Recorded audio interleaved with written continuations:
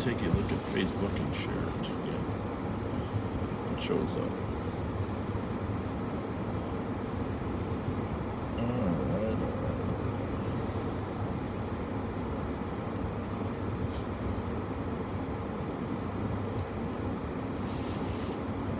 All right.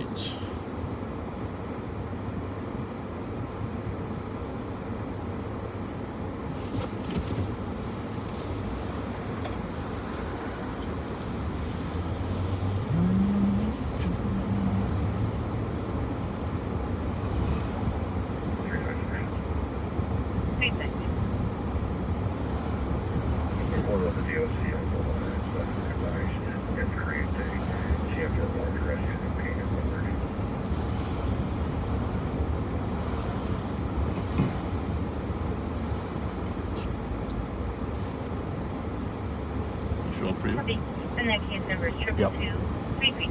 Time is 20 minutes. All right. Well, hopefully we're back with you. Per minute, 12:20 minutes. Trying to make sure. I think we're good now. I don't know, Pat, if you can check the YouTube. Yep, about to do that.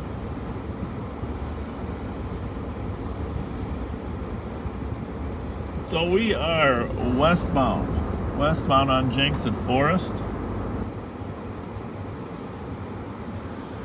Let us know check out the YouTube channel as well, just to let us know how the video looks for you.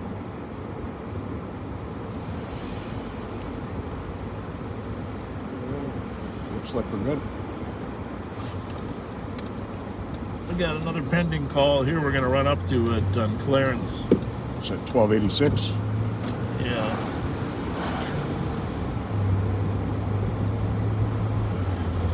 But most importantly right now, we just want to make sure all the technology is working properly.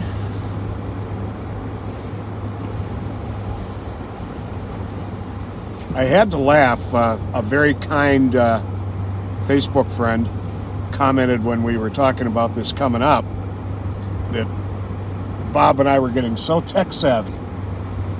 And that was a very kind comment. Because Well, we've come a long way. When you think about this, when we first started, of course, there were no, it was late 70s. There were no computers in the car. There were, for the most part, there were no personal computers. right. The only computer we had was in the office. There was a giant computer that you program cards. Remember that? They put them in. And Hamlin University had a computer, but it took up an entire room. You could calculate. Now you have little calculators. Kids don't appreciate the calculators can do more math than the entire room could do in the 70s. But before we came on, I think we mentioned it, guys, they didn't have portable radios even. Right. So they would use AM radios with a little attachment on it, called a Tiger radio, they could monitor the calls through it. I think it distorted the VHF frequency or changed it. So they could be on a lunch break or coffee break and still listen to calls. Yeah. Who is demanding footage and is arguing with the owner. Is there a response back? 346, always eyes. You know, I've heard it said that these smartphones we have today have more power than the computer that was on the first spaceship to the moon, first moon trip. Yeah, they had to do a lot of their own calculations, which is why math and calculus and trigonometry were all important back then. Now you just plug them in, sine, cosine, tangent. I sound like I know what I'm talking about. You lost me at cosine and tangents. No, I did. I went to Hamlin. You know, people don't know this. I went to Hamlin planning to be going into pre-med and studying sciences and math. And after 2 years of mixing chemicals in analytical and organic chem lab, I just decided I needed to change my major to something I could work with people. So I went and talked to my advisor, Dr. John Harrigan at Hamlin. He said, well, maybe you should be a lawyer. So Well, we're all glad you became I didn't a make cop. that either. We prefer you as a Truth cop. of the matter is, I was planning to go to law school, but I took this job thinking I would go part-time to Willie Mitchell, and I fell in love with it because it's such a great opportunity to help people, you know, Right. and still stimulating and interesting at the same time. Somebody says it's not on YouTube. I don't know if that's true or not. Well, for those watching, I just went to the YouTube channel, Live on Patrol, and I can see it. So make sure that in the link that was talking about us doing this today, that you go to the link for YouTube and subscribe to the Live on Patrol channel. Oh, you got to subscribe. I think you have to subscribe, so make sure you subscribe. And by the way, there's already 213 subscribers. And the other thing on there is, I think there's two things. There's videos and there's live videos. I think you got to click on the live one, on the menu at the top. At least for me, the live menus were kept in a different spot. So Pat's looking at it on his own page, but the key is you got to subscribe. So on that menu, anybody who's, you know, hasn't, if you can even just go jump over there and subscribe to that channel, that'd be a big help. I don't know what the benefits are of more subscribers, but I've been told that you get more additional tools on your YouTube page if you have subscribers. So we're headed to 1286. I can't even believe this call would still be active. 1286 Clarence, a male standing in the driveway for 30 minutes. Now, callers told him to leave. So we're going to skip his description. We have it here, but 60. A couple more doors.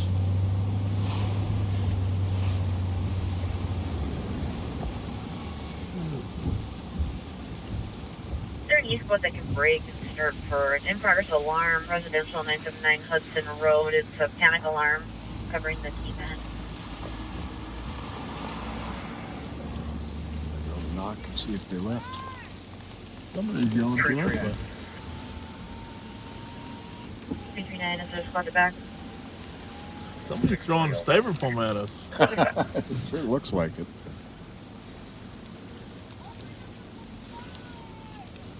Who's yelling, Pat? I can't tell where that's coming from. I don't think this has an alley, does it? Nope.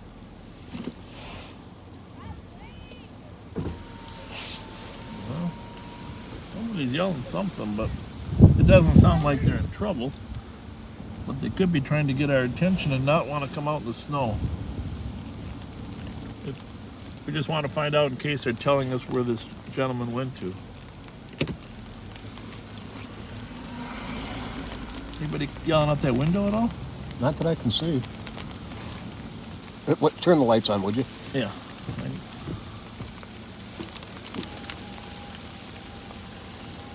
I don't get it coming.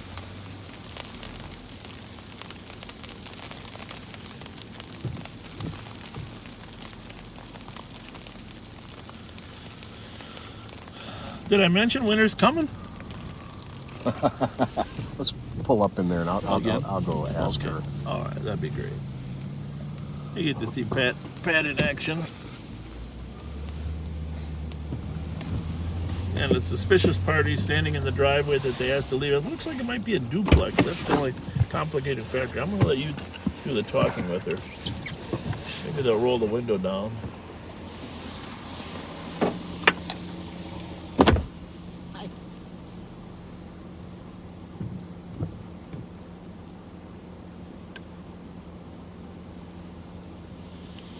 So yeah, we're at 1286 Clarence. There was a call here a half hour ago for a man standing in their driveway for a long, long time. But he's obviously gone. We just want to check to see if there was anything unusual about his activities or behavior. And we'll leave here in a few minutes and pick up another pending call.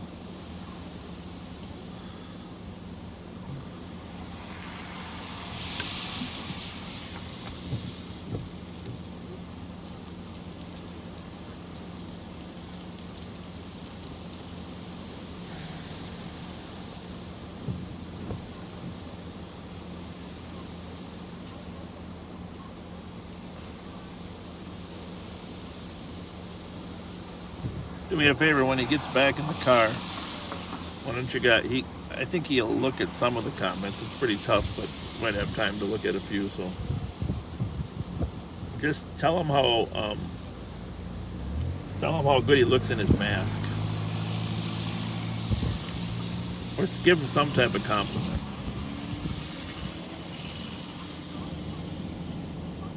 He won't know that I encourage you to do that. Excuse me, and I got to take this incoming call. Yes, sir.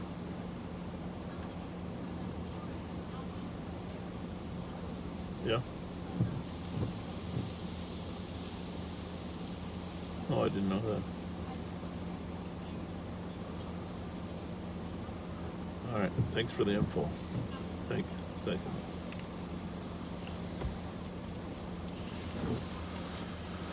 So, the other thing, later on tonight, we might play a little clip of the Clouds song, and brings some sadness to my heart even to think about it, but we're going to talk a little bit about what an inspiration that young man was, and the new movie that's come out on Disney Plus to commemorate his life. I'm not going to get much detail right now, but we will talk about that more tonight, and maybe use a short clip of his song. It's stuck in your head, still stuck in my head from when we went to the Mall of America to be part of the Clouds Choir. Alright, looks like Pat's got it resolved. I don't want to spend too much time in proximity.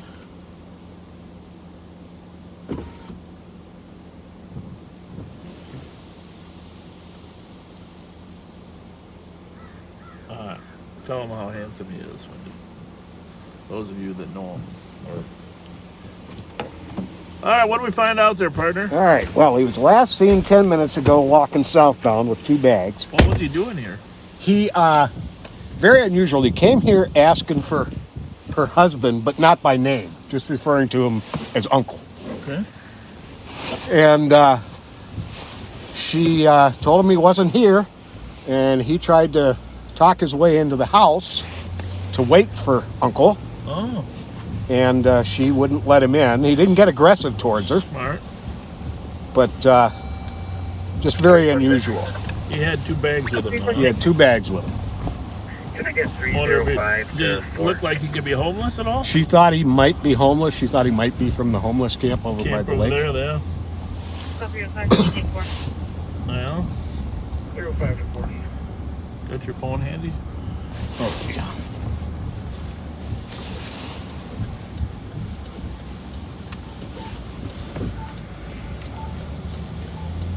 We're gonna run by the homeless camp. If he walked over there, he might have gone there. Just That could be. check out your Facebook page here.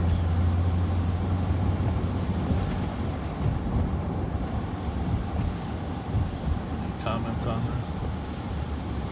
I forgot to share it to my own page. that? Oh.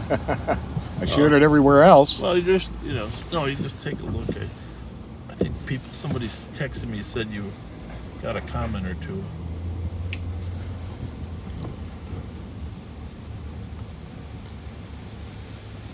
Go on.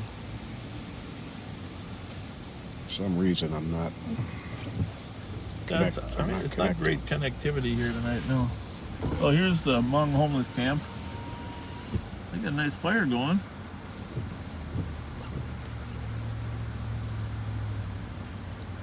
I'll tell you what, it's going to get cold fast. This is going to be a miserable experience. I think so too.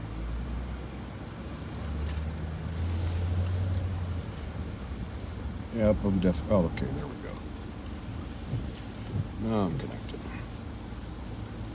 A little bad connection here, huh? Mm-hmm.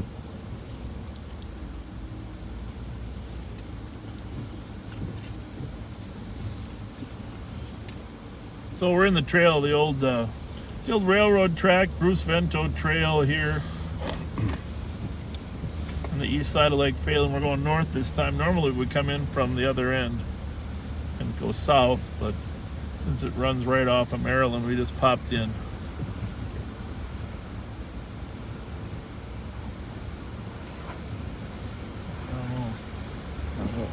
I'm going to be quiet here for a minute while I'm trying to figure out some technological stuff.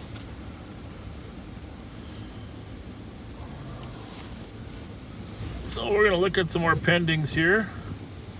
See what we can run into.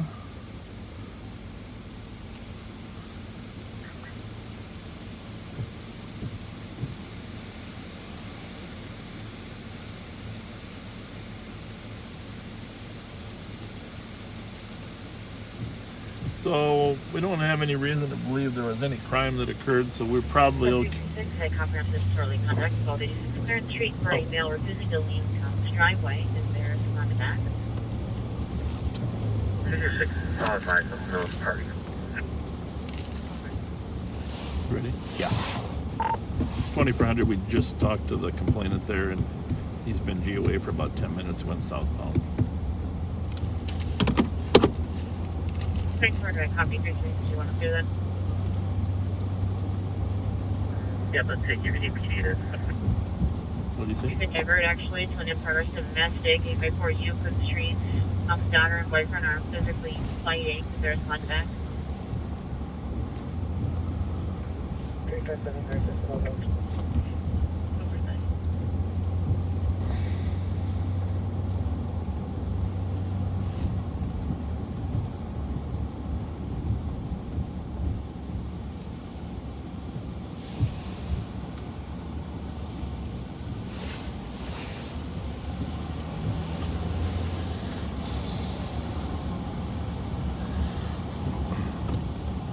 So back here at the Joe Bergeron Memorial,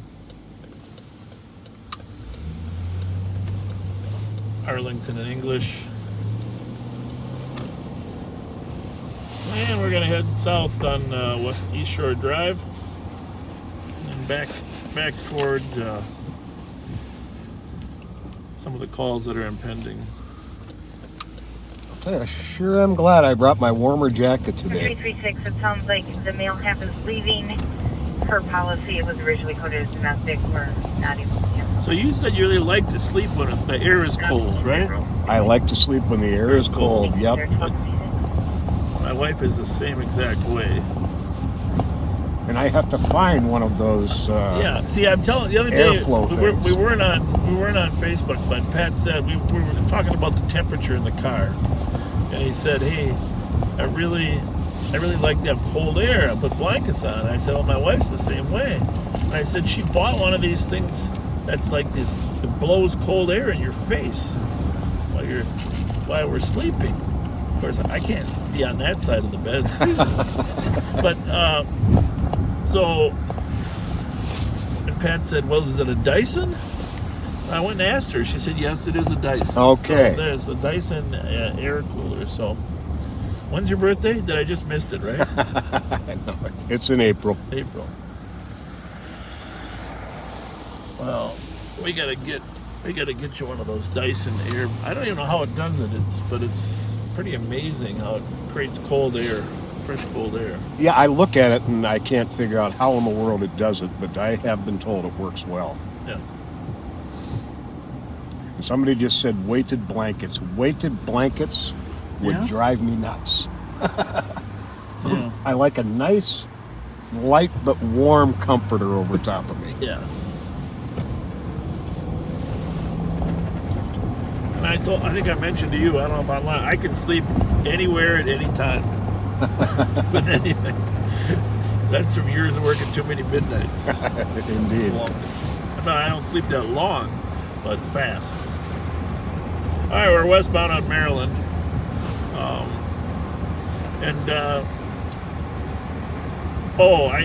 For most of you got an invite. If you didn't get an invite, I apologize, but doors ajar here. we have a new page called Live on Patrol, Gotta be a phone round. and the Live on Patrol page you can find just, I suppose, by searching Live on Patrol, but eventually we'll probably have to move all these live videos. Advised. It sounds like caller is retraining border that's not been served, and he is leaving on a bicycle, white male, unknown shirt and jeans. Unknown direction of travel. That's the Euclid case. We're going to head over. There's another pending on Arcade that we're going to. 148. But anyhow, if you can, I don't know how it works. Like or follow, then you'll get notifications when we do move. When we do move the videos to that page. It'll be a while till we do that, till everybody gets the chance to migrate over to that page. Well, actually, when you posted late last night, early this morning about this happening today Yeah. at noon, Yeah. you did put the link in there for that Facebook page, and I was able to hit that link, go to that page, and both like it and follow it. Okay. So you can do that for both the YouTube and for the organizational Facebook page. Yeah. It's called, what, Live on Patrol? Yep. Live on, but we just kept it simple. Live on Patrol. And there won't be a lot of other stuff showing up on that page besides the videos. We did torture you with the pictures of Pat and I. But, you know, like on our personal pages, there's other things that'll be posted. And so we don't want you to have to get notices of everything. So eventually that's probably the best way to go. But a lot of people say they prefer YouTube. There's a X break at the 3rd Forest for an accident with injuries. Sounds like one party is holding their chest, and one party has a bump on the head. That's all.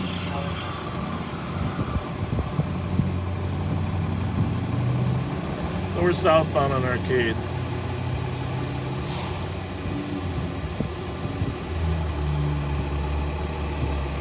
There's X break on the 3rd and 4th for an accident property damage.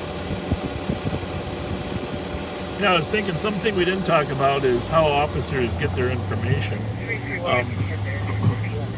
We used to have roll calls where everyone was in the same room.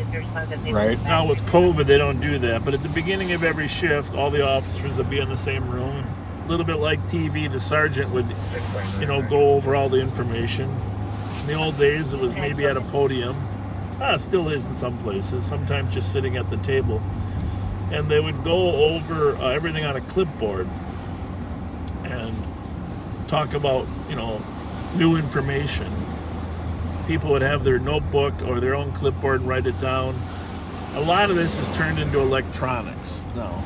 It has. And I don't know that it's all good, but in Minneapolis, for instance, every day they have called a DIB, Daily Intelligence Bulletin, that they get. And Pretty comprehensive, but yeah, you don't. Sometimes you don't want too much information, right? you can overload. You really want to know the wanted serious violent felons and any cars that are floating around out there. So that clipboard would sometimes have the letters BOLO, called the BOLO board, and the BOLO stands for be on the B's not in there. Lookout. Be on the lookout. Correct. And so it's if it's on the BOLO board, it's be on the lookout. And you'll sometimes still hear over the air the dispatcher put out a BOLO. Yeah. You know, be on the lookout. Or it'll be referred to as a COPS alert, which is a statewide alert system. And that is all electronic and comes directly to the CAD now. So in the old days, they calling on cars, be on the lookout. And that would come across the radio system and you'd write it down. And nowadays it comes in an electronic message in the computer-aided dispatch.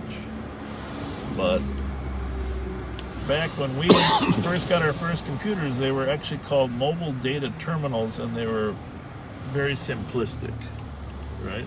You want to mention we could do some stolens, but there wasn't a COPS alert concept there. Right. That's an interesting. Somebody was just asking about a woman who robbed some drugstores on Grand Avenue.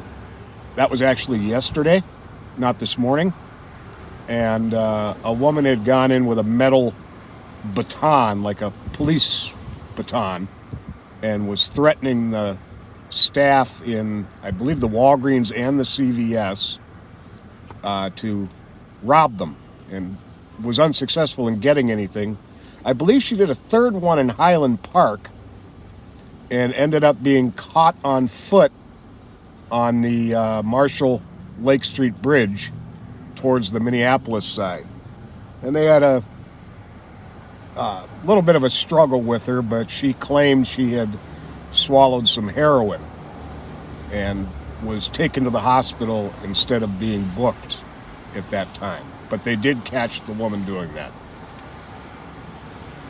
And then there was also a robbery at a drugstore in Highland Park where a man threatened the staff, forced open the cash register, took money, and escaped. And he is still at large, the last I heard. Yep. There's been cases popping up down that way. Yeah. I appreciate you mentioning that. Did get a text on that from a Highland Park resident yesterday about the robberies, or I guess you could call them attempted robberies. Right.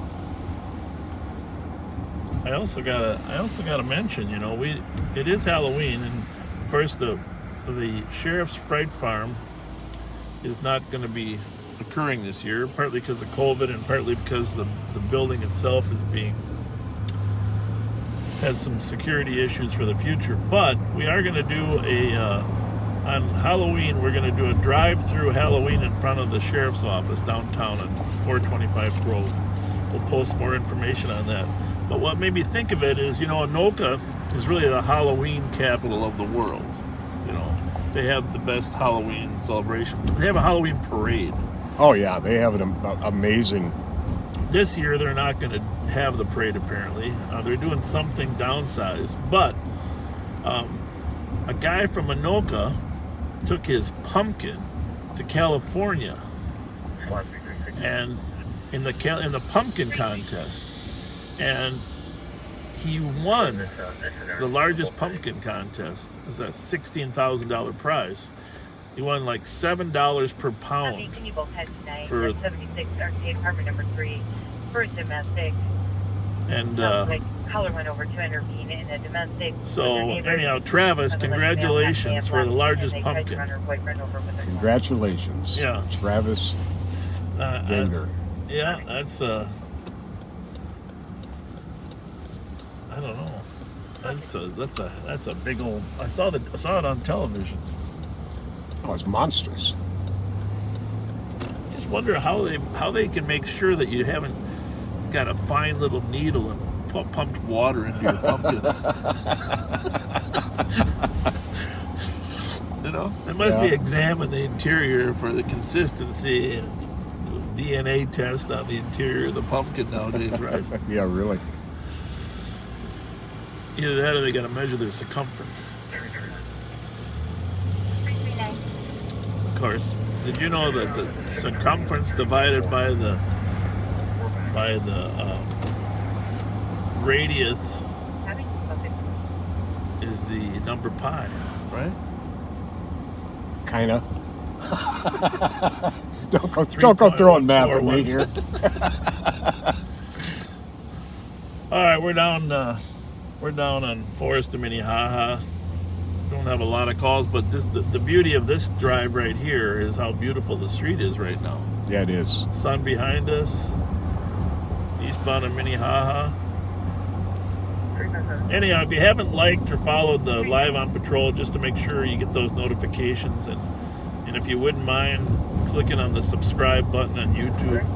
People have told us one of the downsides of YouTube, people don't have to have much of a identity on there, and so sometimes the comments turn ugly on YouTube.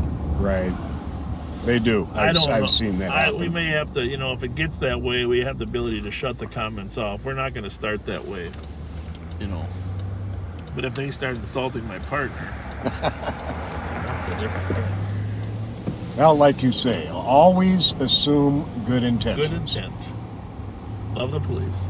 LTP. LTP. Love the police. So it's payday today, right? Yes, it was. Payday today. So tonight we got a little extra money, so we can buy a couple pizzas when we're out there. There you go. Payday Friday. We used to have parties in our office at the sheriff's office every payday Friday. one administrator would buy something different for the Fridays, and the first one was I had to do the first. I didn't have to. I wanted to do the first one. And of course, we had a smorgasbord of Candyland. Oh, I'll bet. Yeah, that was quite the layout from Candyland. That'd be a hit. But there's been a wide variety. Chief Finney, Bill Finney, who's an undersheriff at the sheriff's office, he brought in a couple hundred White Castles. Well, the cheeseburgers, one of his favorite places. And we've had a wide variety of different connoisseurs bringing stuff in. Tacos, brought some tacos. So, but we had to curtail that activity on payday because of COVID.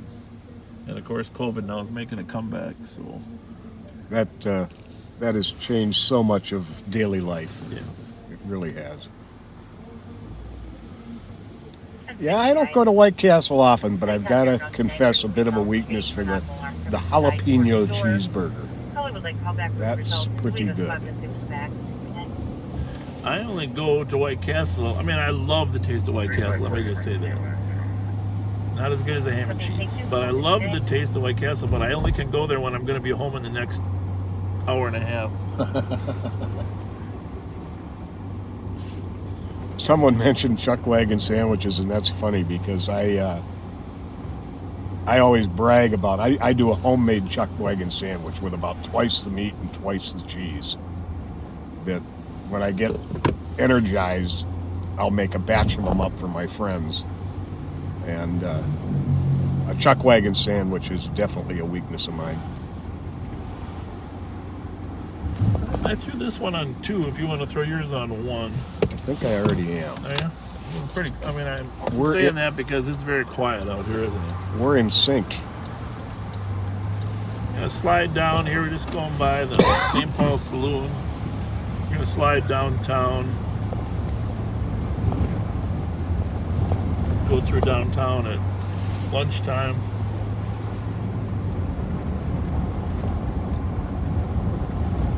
Probably, for those of you that haven't been back to St. Paul, we should probably get up on Summit Avenue and see some of the scenery there, don't you think? Oh, yeah. Some of the scenery up on Summit.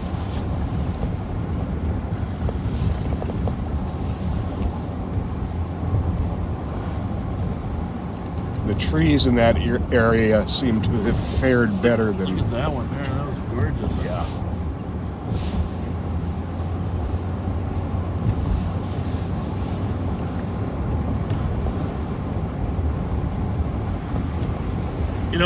I posted that post of those young kids that made those bags up, the ones You Matter to Me bags. And I mentioned that it wasn't on live, but Pat and I delivered those bags last Friday to the group there. Yes. And,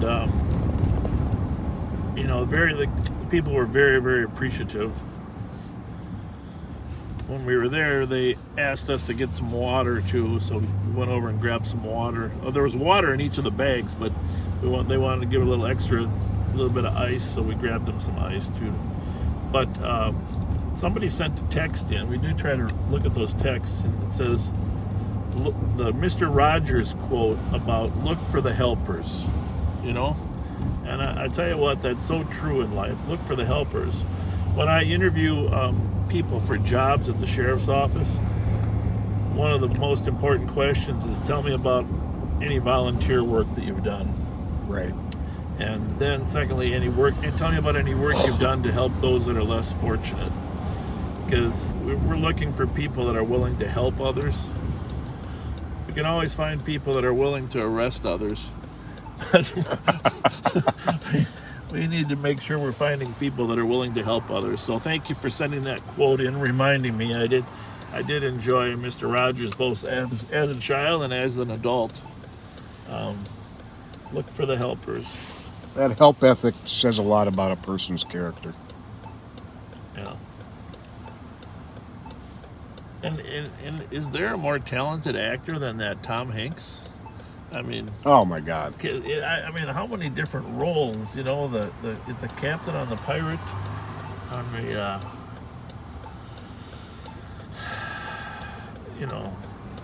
the pirate.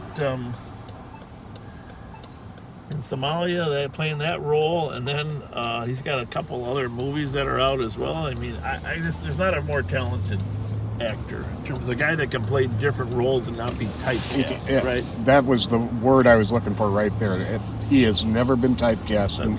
And you would have thought that TV series, what was the name of it he was in, where he had the roommate, where he first got his start.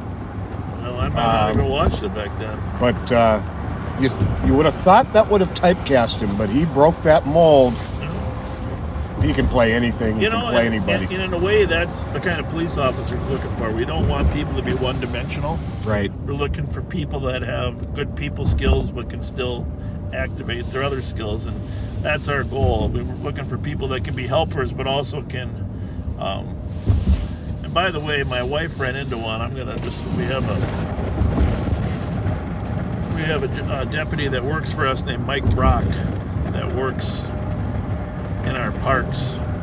And Mike, you probably don't know this, but my wife said you were one of the friendliest, kindest deputies that she's run across, and she really appreciates how you treated her when you ran into her in the park. You didn't even know it was her. But thank you very much for your kindness. And you're doing a wonderful job for us. And your boss, Eric Brott, another man, does a great job as well. So thank you for being one of the helpers.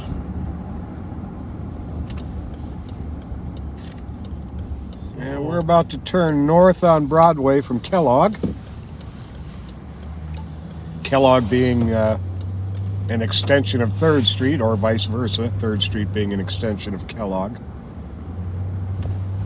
Farmers market here.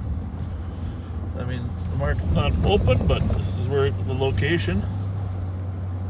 My favorite farmers market I've ever been to.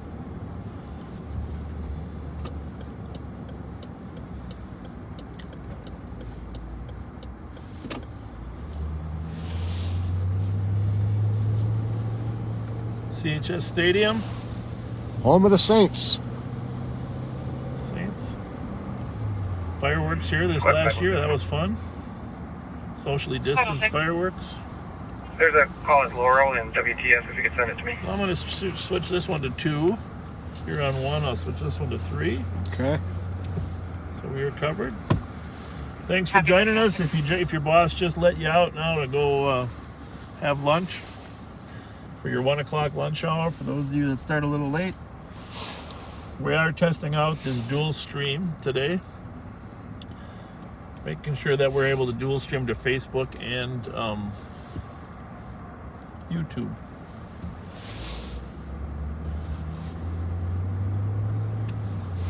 We'll still have to, we're not going to be on the air for 4 hours today, but tonight still have to just reset it for 4 hours for the Facebook. So the Bulldog restaurant there on our right, we're westbound 6th at Wakuta. And of course, Mears Park there on the left. I got to give a shout out to Barrio. I love Barrio. You are a restaurant connoisseur. No, there's no doubt about it. I love going to bar, restaurant, happy hours, and eating every type of food you can imagine. The only thing I've come up with I don't like is lima beans. I do not like lima beans. How about liver? I don't like beef liver, but I love chicken livers. Brussels sprouts. Yep. Okay, good. Cook them up nice and crispy with a little bit of balsamic vinegar and some sriracha hot sauce. My chef friend Jen's little trick she shared with me. Well, I eat mostly anything nowadays, but that lady's going down the wrong way on a one-way. I suppose we should maybe help her out, huh? Yeah. We should probably alert her before she runs into somebody else. She'll probably take a right. Oh, there she goes. Good. All right. She's to a safe zone. Okay. Everybody makes that mistake once in a while. Just wanted to make sure she didn't get hit. alert the other drivers around.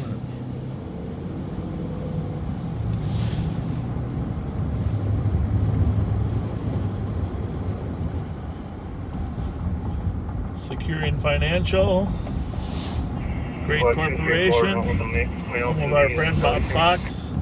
Probably be working there later tonight.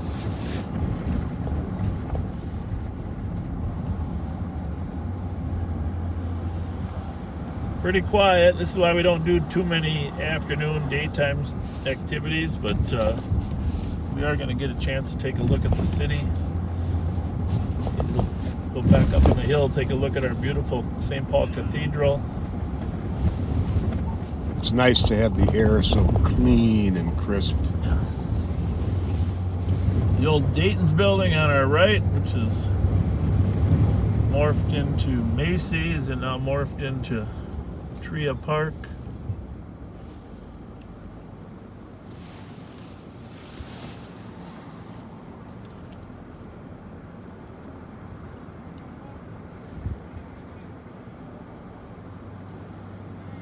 There's the Landmark Center up ahead there at the end of 6th Street. Beautiful building. You know, the city looks pretty good. There's cleaners over there. The Downtown Alliance is cleaning the street, and there's not a lot of garbage down here. You got to give them credit for the streets clean. Yeah, St. Paul's a pretty clean city. There's the Landmark, and of course, St. Peter Street here was used in the movie, Arnold Schwarzenegger movie. Oh, What the heck? I watched it all the time. Now I forgot the name. Where he was trying to get the doll for his kid.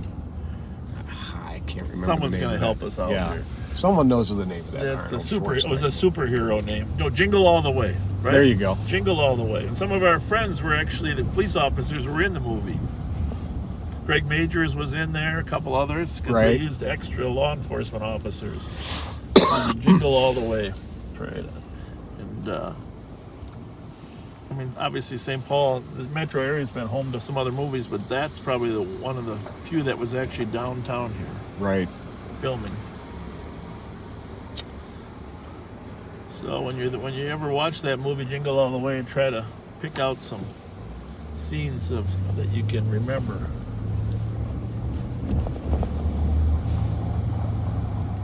The Ordway Theater here, of course. Herbie Brooks statue. For those of you that Miracle on Ice. haven't been there, I'm going to just pull up there to give you a little shot of Herbie Brooks in front of the entrance. Of course, we had the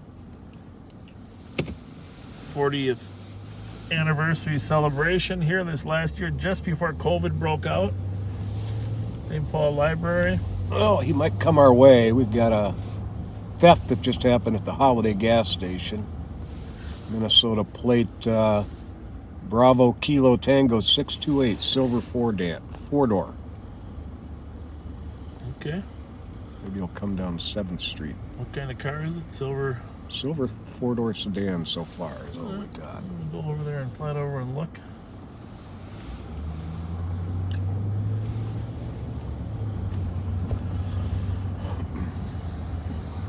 There's the Landmark again, huh? What a great picture that is. On the screen there, just Beautiful. beautiful spot. Bravo Kilo Tango 628. Do we know what he stole yet, you think, or not yet? Don't know yet. Kia Optima, gray in color.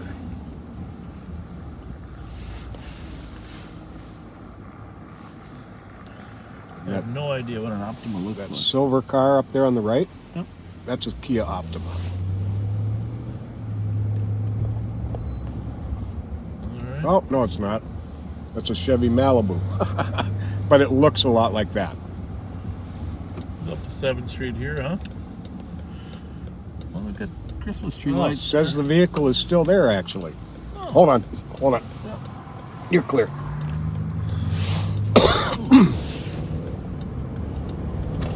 But it hasn't been dispatched yet, right? 529. No.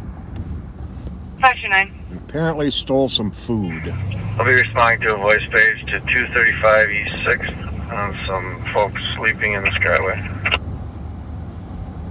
So, remember we talked about communications and Copy, is there a spot to assist? I think Bob Fox down at Security mentioned 525 that Road. they help Copy, 1313. they help our Skyway patrol, our downtown beat patrol, and that call that just came out 521 takes 9th in Dorothy Day Place. was one of our beat officers 521 saying, copy, male in the saying you got a construction area, page. chasing after vehicles, black male, 40s, wearing a hoodie at 1314. Got a page, so the businesses will actually page them directly, a voice page, and then tell them what they have. So in that case, they get the information right away. Sometimes that's even it's a better way to proceed than a two-tiered system, but it all depends on the volume of the calls. I'll be clearing tag and then show me at 875. I'm renting on parking. Some of these channels must be merged, huh? 875 Atlantic, 1314.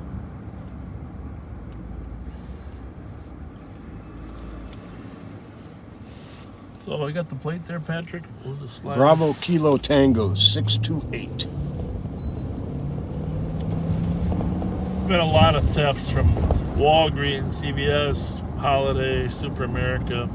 Part of it's desperation, but part of it is just the word is out that there's little enforcement. But obviously, I don't think it's even been dispatched on our end.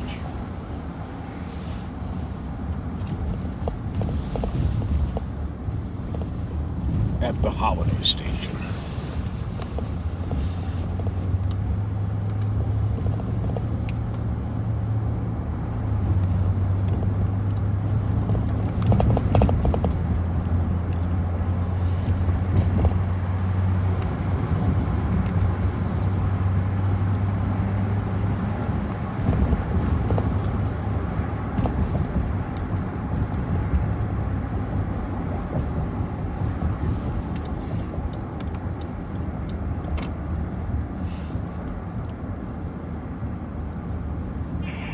Just before myself and 248 also, I see. Copy, 1316. All right, well, Mr. Car Expert, you help me pick it out there. I'll curb it. If it's still here.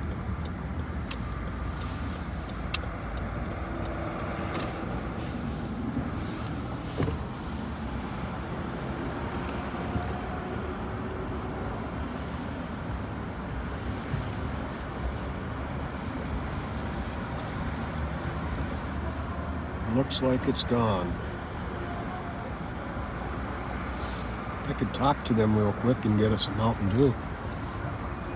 351. I can take a Mountain Dew if you don't mind. Not at all. You want a fountain one? Surrendered outbound to 301 way outbound. Yeah. 301 point, 1317. I don't mind, but I think I could also use it as the two Twinkies. Two Twinkies? Two Got it. Twinkies today. I think that's... Well, I was going to surprise you with the Twinkies, Okay. but Well, thank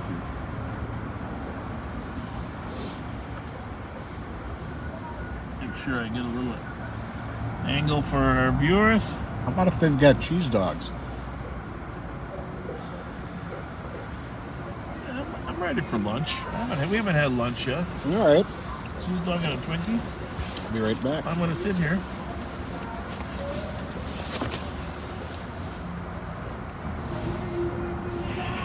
Bravo 351 EOTs.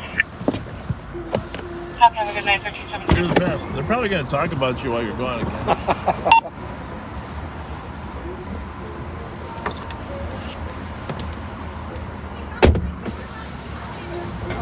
Oh, there it is. We got... Oh, my goodness. Thank you. We were just saying... Well, thank you. my gosh. Thank you so much. You can have some, and then the rest are for friends that Throw you those are in the ready back to. window there. If you don't mind, we'll use that. We got cupcakes, ding dongs, a whole. That is bunch of them. amazing. And we got 2 dues for you. You do already? Yeah. Hey Pat, we got 2 months. You guys are awesome. Now, does your son play for Mountain View football? I went to Mounds View. Oh, you got the shirt on there. I see that. I know. I looked together. I know. I rejected them. Well, thank you. Oh, pretty soon I'm going to be on there. Yeah, you are. You probably already are. It's only a 15-second delay. Well, this is perfect because I just sat on there. You might have heard me. I needed that. Yeah, we did. What's I said, go, stop. He's stopping now. What's your first name? Mary. Mary. Thank you. Thank you very much. What's your first name? And I'm Tim. Tim. Nice to meet you. What's your last name? O'Keefe. O'Keefe. Very nice. Good Irish. Yeah, good Irish. The Now, same. the other dude is in here. Oh, it is already. All right. Yeah, I went to here's the other William dude Mitchell. I before. heard that you were thinking about Yeah, it. that was my plan, and then I fell in love with this job. You know, I never. You know, I promised my mother I'd go back to law school. Instead, I fell in love with this. So. Wonderful. Well, we have a great time. What Everybody's enjoying it out What here. cities do you do up north what other cities do you look at? Well, we go everywhere, but Brighton? we're directly North Oaks? we're directly responsible for 7 cities up there. You know, Okay. the sheriff patrols. New Brighton has their own police department, Oh, but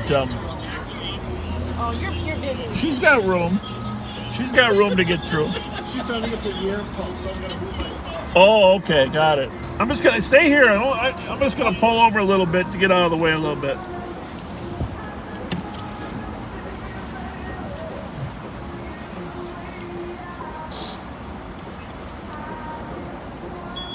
But we try to go wherever there's some activity, just to, because people get bored listening to us. You know. It's awful. I don't sleep at night when you're on. Well, thank you. I really appreciate the compliment. What do you like the best about it? First of all, I like it during the day because I get a good tour of the city. Yeah. It's so pretty, and I love your commentary. I love that you know the history, like even West Publishing, because I work there. So I just love that you say everything, and your history. And the thing I love best is the heart that you are bringing to people. And it's this is just so gentle and wonderful. And you obviously love the community and the people you're talking to. And that really comes through. You're way too kind, but thank you. And I appreciate what you're trying that you're showing everybody what you know. Sorry about that, ma'am. Well, maybe that wasn't her. There's her up there. I was apologizing for being in the way. Oh, thank you very much. That's was really kind of you. Okay, well, have a good day. We'll be watching. Thanks a lot. Bye-bye. Thanks you tonight too. Bye, Thank you. Well, that was very kind of them. Good timing too. Since we were in a Twinkie and Mountain Dew mood, they were ahead of us. Thank you very much, you folks. Thanks again.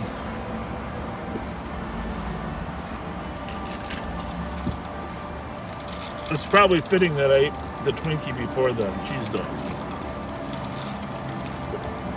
Some people think of a Twinkie as dessert, but truth is, it's more qualifies as an appetizer.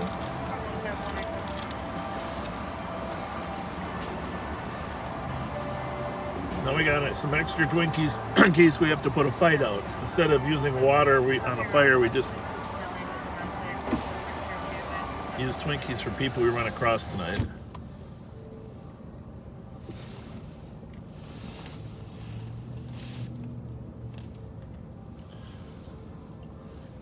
You know, we greatly appreciate people that are watching and take time to do this. And it's fun for us to run into people. Well, that was kind of a surprise, huh? Yeah, very nice surprise. Yeah. How come they only have cheese dogs when you're the guy who goes in? What's this I'm looking at? This is just a regular hot dog. Bravo 480 EOT. You didn't have to tell me that. I wouldn't know until I bit into it. 682. That was so kind of him. That was very, very kind. Show me a route to 257 Sydney. Well, all they could say for sure that the guy took was a Red Bull. Oh, did you get a There's a Mountain Dew in that pack. I got one right next Oh, to you me. do? Okay. And he left about 5 minutes before we got there. Did They want a report made or what? No, they didn't. Bravo 216. EOT. Copy, have a good night, 1323.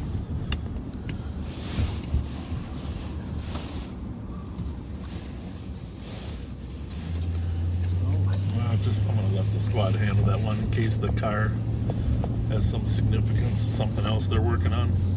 Yeah, good idea. It hasn't been this quiet for a long time.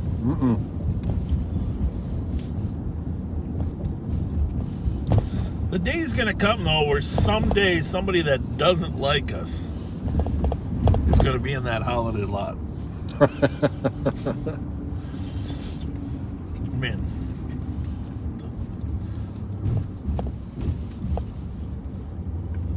Not that it couldn't happen any day for any officer on the street anytime, you know, that's the thing about this job. You can't control people's feelings. You can only do the best you can to try to not aggravate those feelings. And don't take it personally. Yeah. But the job is, I mean, in its simple core, if someone wants to hurt one of us, they're going to have an opportunity, right? It's not like we're hiding out inside a office. People are out on the street running into calls, but all day long. Right. That's the nature of the job. There's an element of danger to it, but Oh, just in case we see it, at 345 Kellogg, there was a hit and run. They're looking for a blue and white pickup truck with a ladder on it. I'll tell you the plate if we see a blue and white pickup truck with a ladder on it. you could have got one of those cans of Cheese Whiz. Yeah. You know what I mean? Yeah. Does anybody still eat those? Probably wouldn't have been a bad idea. Ritz crackers and Cheese Whiz? I'm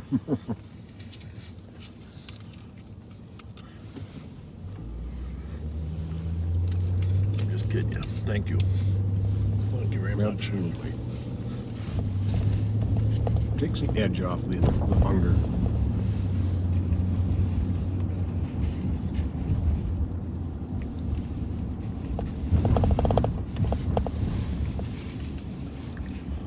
Westbound 7th.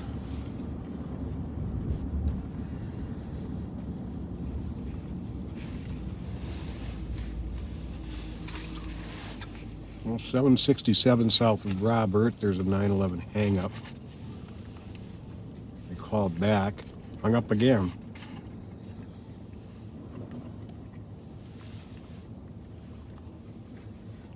Well, as long as it's this quiet, I really want to get up to Summit. Mm-hmm.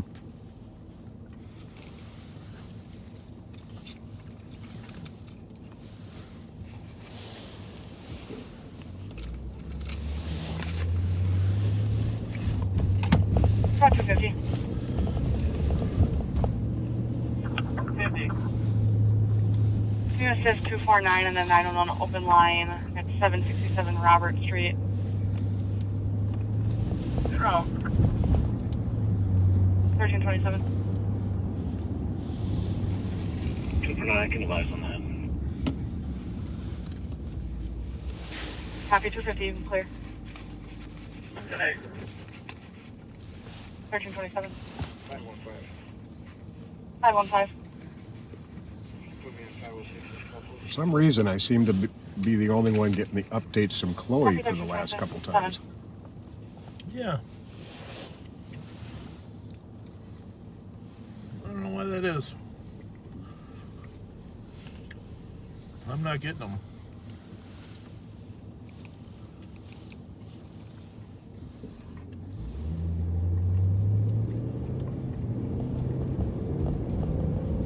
All right, we're in front of Assumption, heading toward the XL Energy Center. Once again, thank you to Catholic Charities, CEO Tim Marks, Chris Michaels, everyone that works so hard to to help this huge opportunity center that was built. Such a great resource for the community.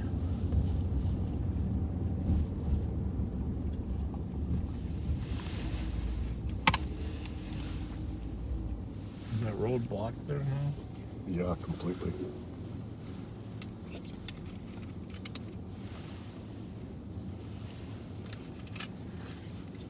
Yeah, I was going to drive through the plaza there, but not going to be able to do that.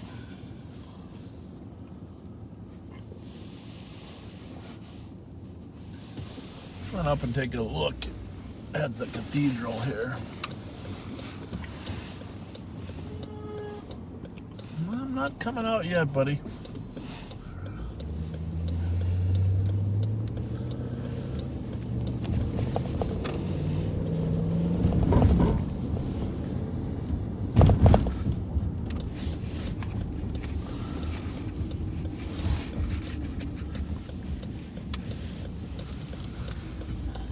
You know, lots of times we hesitate to repeat ourselves as we go by other landmarks that we've talked about before, but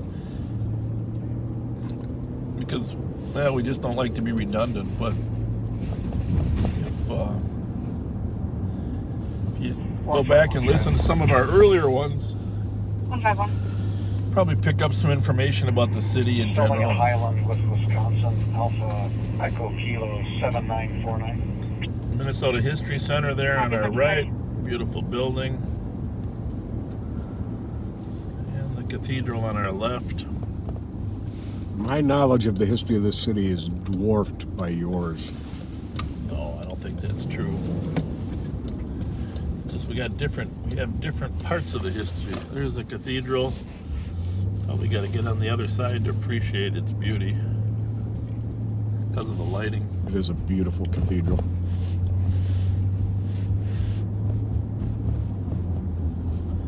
Of course, it's right at the intersection of Summit Avenue and Selby Avenue, and overlooking the city. Just see if I can get another angle on it here.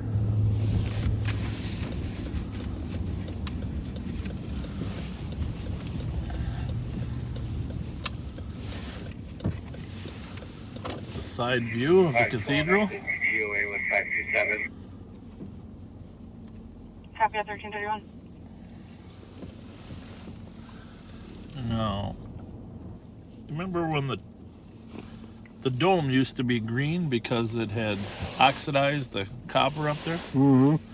And of course they redid that, and now it's brown. I don't know how many years it'll take to re-oxidize it again till it becomes green again. Probably our grandchildren's time. Yeah, really.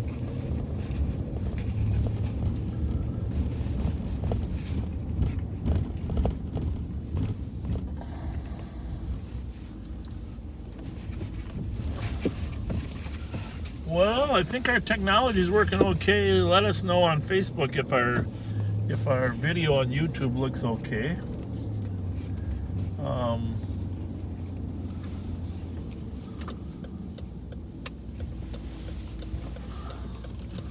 Hopefully we got the bugs worked out. Appreciate your help in that endeavor. 5157. 157. This is 130 to Goodrich and Milton on a mail going door to door. Black male 20 to 30, 5'9" average build, wearing a gray hooded sweatshirt and dark jeans. Last name westbound on Goodrich. Well, that's us. Dude, 157 number. I'm going to put this one on 1. Okay. 130 with 10 Switch that one to whatever. Look at those trees, huh? 157, you can clear. Beautiful. Look at that, Summit Avenue. 157, I'll be clear.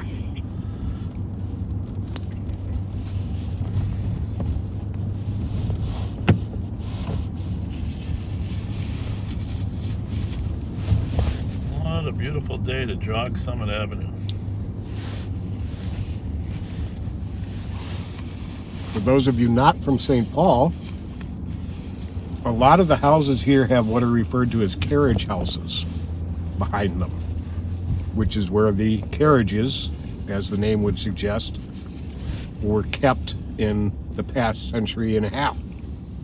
And they have mostly been turned into residences of their own. The carriages houses are. And some beautiful, beautiful homes and carriage homes in this neighborhood. Most well-known probably was the James J. Hill House. For sure. It still does historical landmark, does tours. The railroad magnet. Yep. Magnet.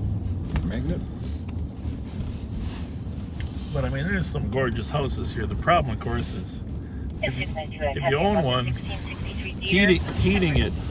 Oh. Heating it and cooling it. It's Would probably equal my house payment. yeah.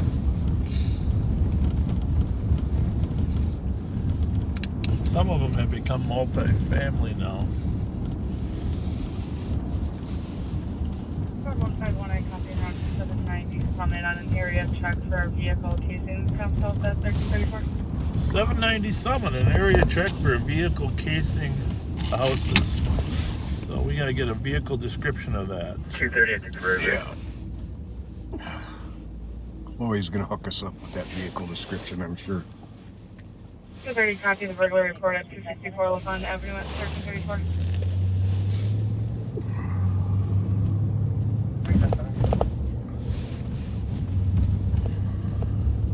Yeah, 790 Summit was the address on that.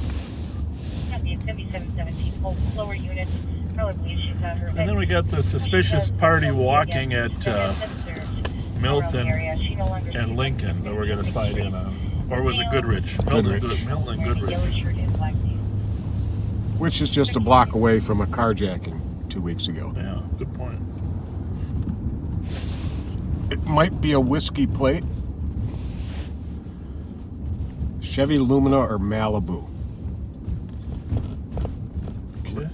Driven by a 50-year-old white male wearing a trucker-type ball cap. Pro 250. We'll just settle. Remember the streets, these long streets. 345 Kellogg Boulevard, the Minnesota History Center, and an accident hit and run. Copy. 1336. It could be an out-of-state plate rather than a whiskey plate, it says here. Well, let's just hang here for a minute in case he drives by. I'll let these guys go first. And it should be maroon in color.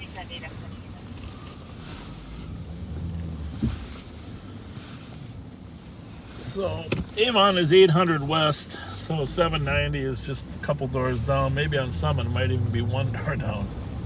Yeah, really. But we're also Looks like the second one in. the second one in. Just gonna sit here for a minute. See if a maroon Lumina comes along. The other thing, we're only like 4 blocks away from the other suspicious call. Right. Which not unusual for people to work in pairs and have one car. But the descriptions are significantly different. But sit here for a minute. St. Paul car is on the way to this call.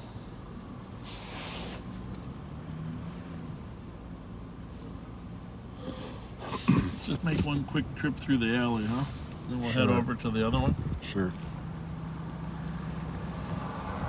How's it look right? Good. Clear.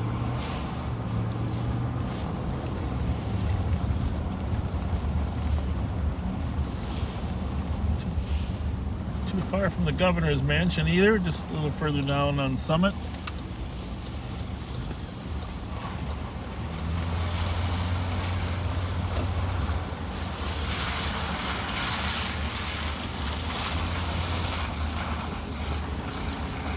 Pro 521.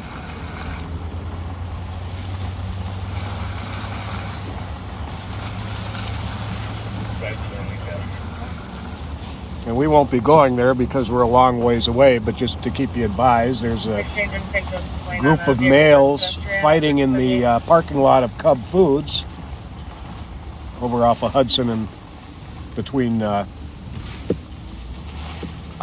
McKnight and White Bear in the Sunray Shopping Center.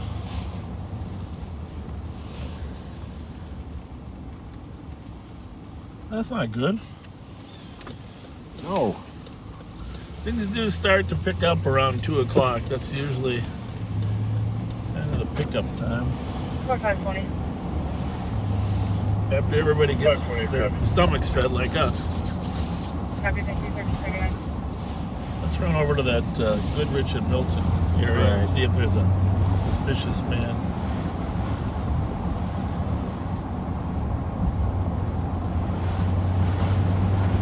Keep looking for that maroon car here. We just passed where there was that murder in front of Billy's here a week or two ago.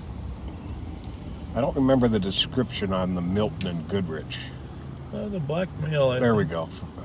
Oh, no. That's a different one I'm looking at. Okay, I'm sorry. Go ahead. No, I just think that was a black male walking west. Knocking on the doors. 75 going from. Copy, 3039.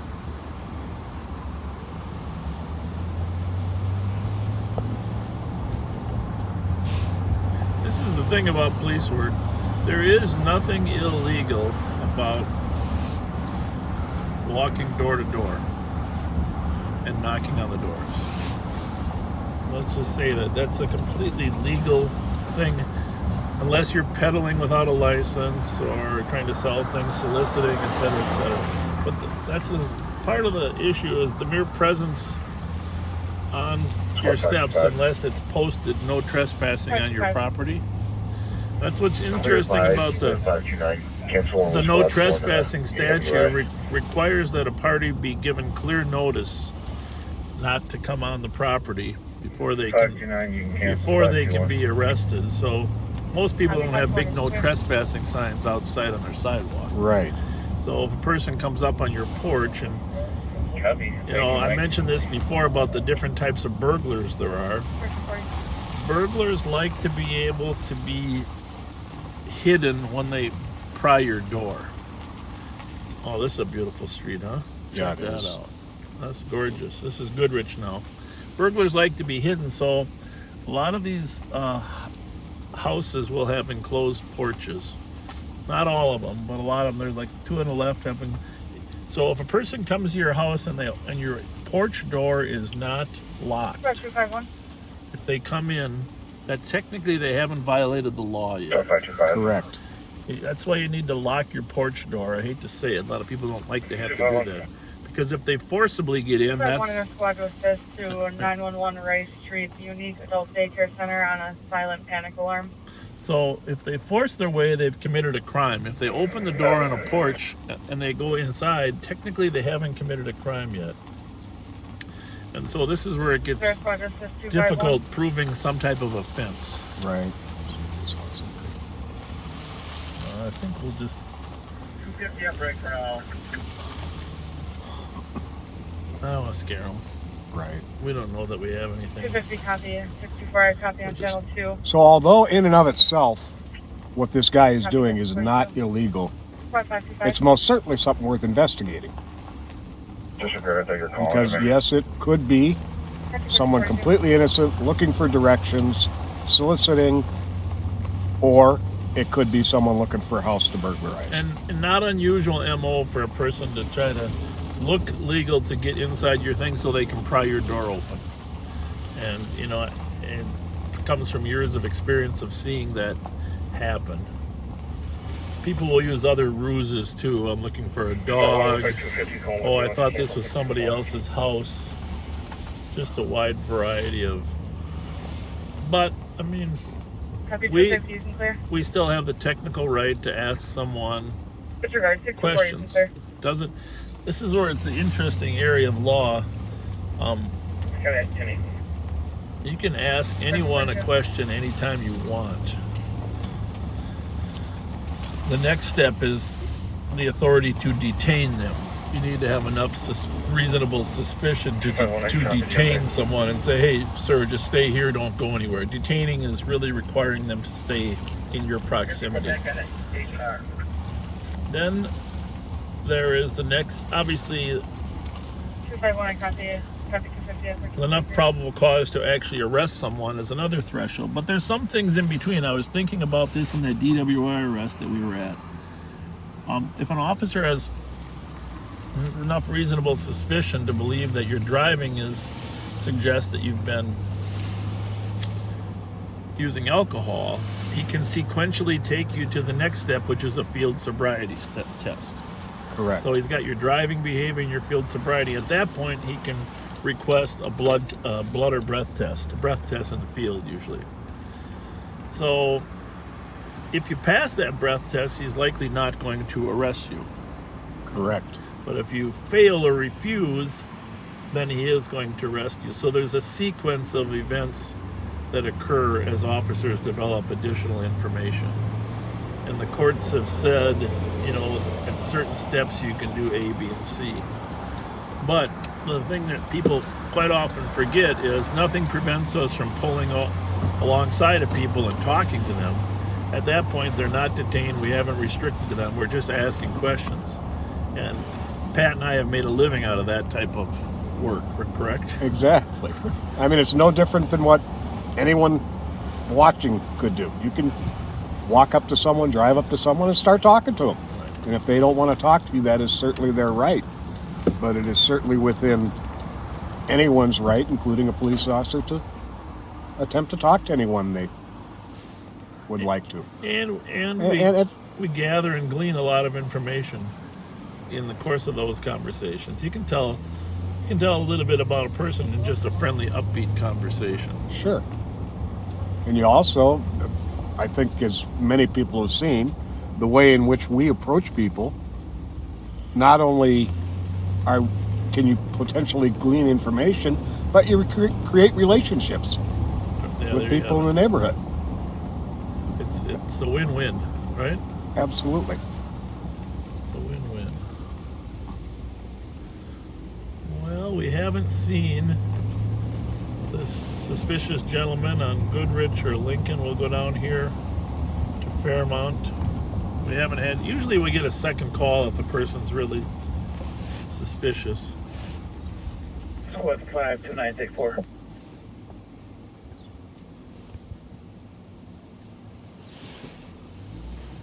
What 529?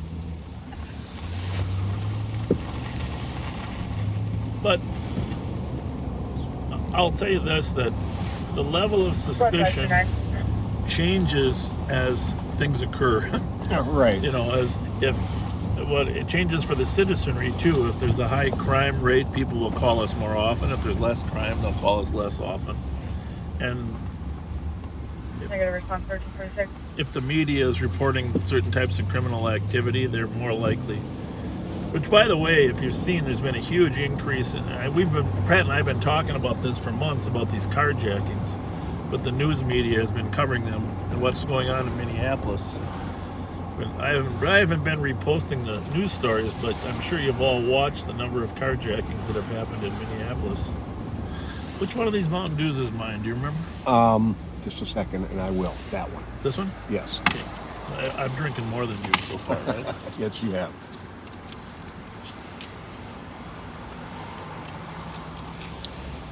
Well, if you joined us late, please check out the YouTube page.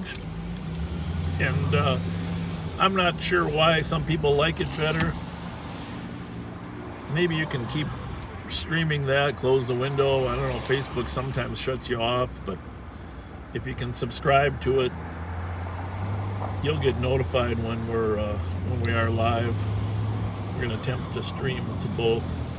Well, one thing I've discovered from friends is that on the newer so-called smart TVs, you can get YouTube right on your TV.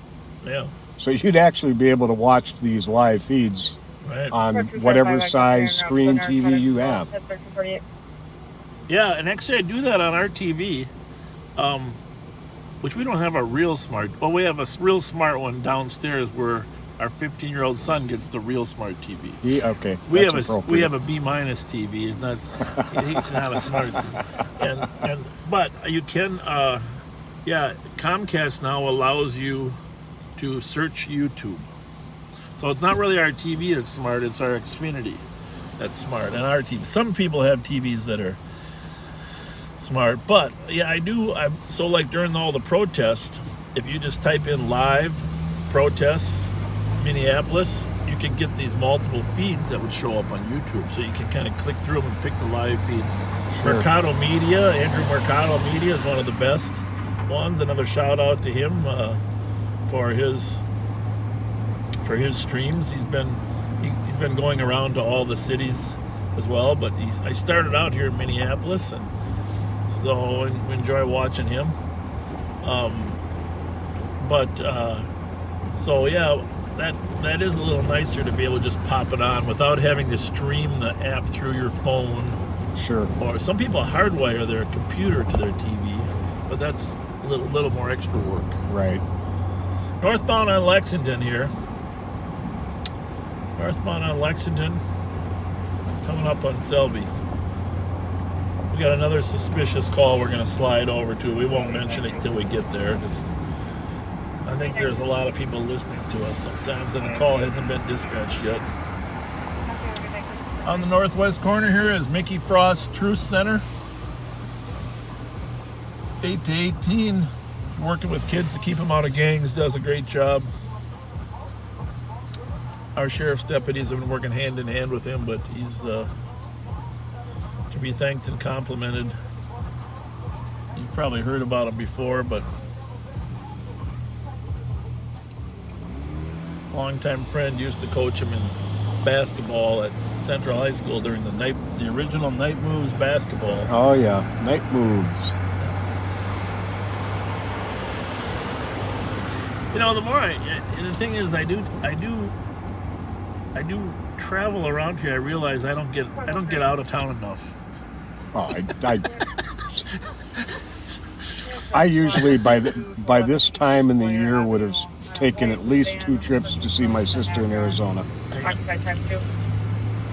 that This guy. white van? No. What we're going to do is 4 people, right? I think 2, but different type of vehicle.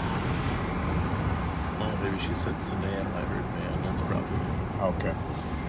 So, that's for sure the same call. Just type in there. Ask her if it's dispatched.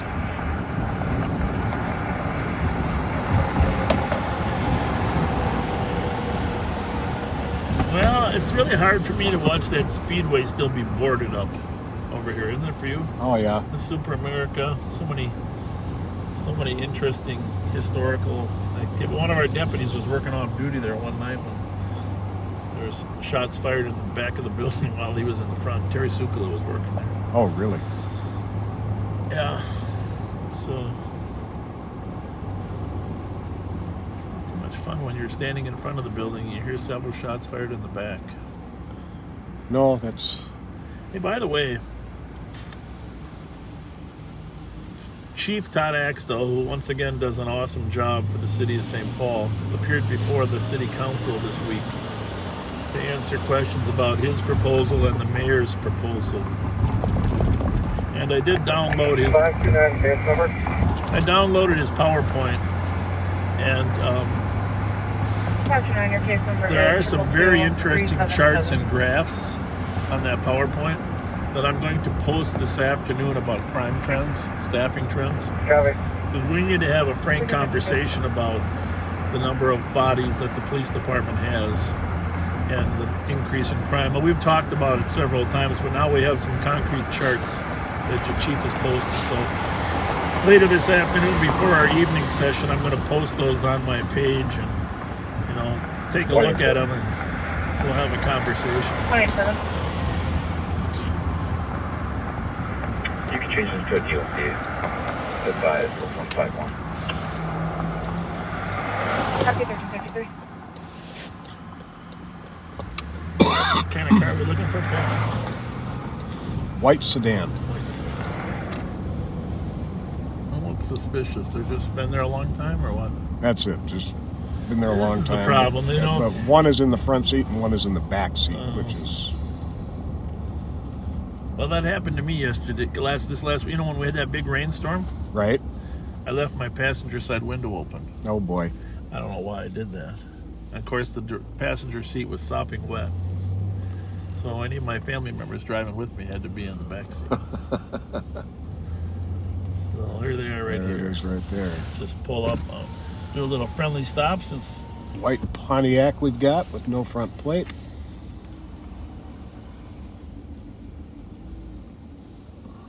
Hi! Oh my god. Can you give me a jump? You need a jump? I don't know. You know, it's funny you mentioned. The guy gave us a jump pack, but I took it out because it didn't have the power in it. We don't have any cables right now. Okay. Sorry, but is that the problem? Every 13. Is there a second person in the car with you? Yeah. Just lay down. Can you roll the window down? Baby. It doesn't roll down. I forgot. What, do you guys live around here or what? I dashed. Huh? Door dashed. Your door, where was your last delivery? Like 4 blocks away. Over 4 blocks away? Well, here's the deal. We're going to turn around and just come out. The neighbors have called and they're concerned about you guys, right? Okay. All right, so grab your IDs if you don't mind. Okay. What, 525? I didn't bring that charger with today. You can add a Bravo We Tango Tango. gotta recharge those up every once in a while. Right. Copy 1355. So supposedly their battery died, but they last delivery, she says she's DoorDash, which might be completely legit. 3 Bravo Whiskey 736. I think that St. Paul car is probably on the way here. 3 Bravo Whiskey 736. Yeah, there were 2 coming from the Northwest team. Oh, they were? Yeah. Well, let's just get their ID. Yeah. 624 Monroe TOT. Copy 1355.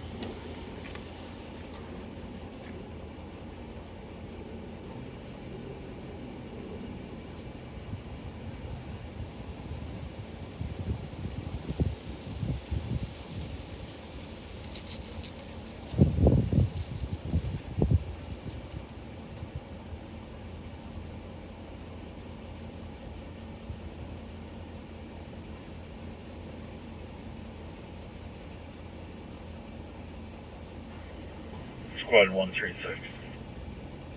136. Investigate 878 Pascal. Copy 1356.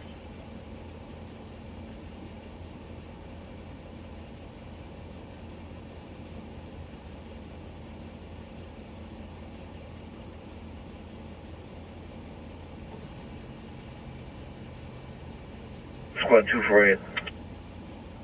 248.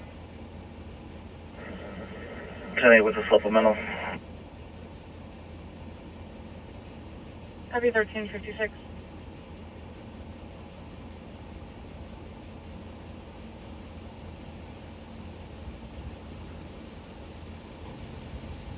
Squad 151, I copy en route to 425 Rice Street, the Sears, on the 60 medics on a mail down at 1357.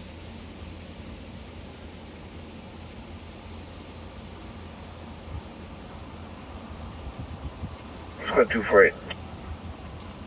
248. You cleared 234. He's still out on it at the jail. Ready. Copy 1357. 624. 624. I'm actually at Sears. Where is this person that's down?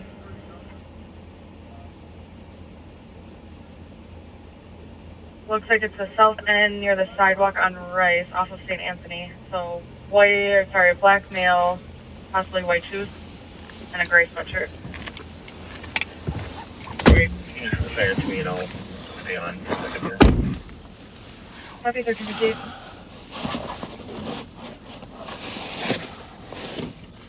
So you might have heard that they say their car broke down, claim their DoorDash, 32 code 4 of 5. which seems plausible. Copy But it's 1358. a little unusual their car would break down while they're driving away. That's the only... He's from River Falls. He's sleeping in the back. They claim they have somebody coming to jump him.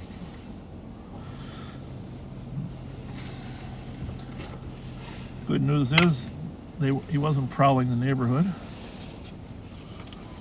You say there's 2 cars coming? Yeah. Yeah, here it comes. We're gonna leave then.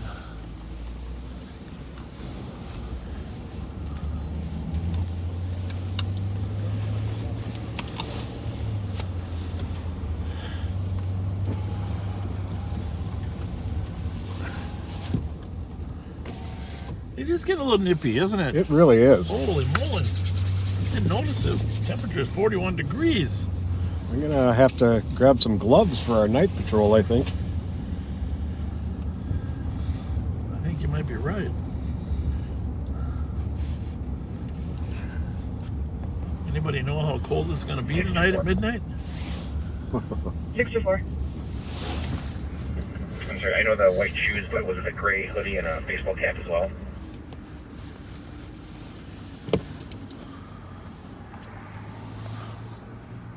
Does not say anything about the baseball hat. It shows gray sweatshirt and blue jeans. Yeah, it looks like he's doing fine. He's walking south towards John Ireland. All the medics now are... How's look that way? You're good. Clear. They do drive fast though, don't they? They sure do. Close that gap pretty fast.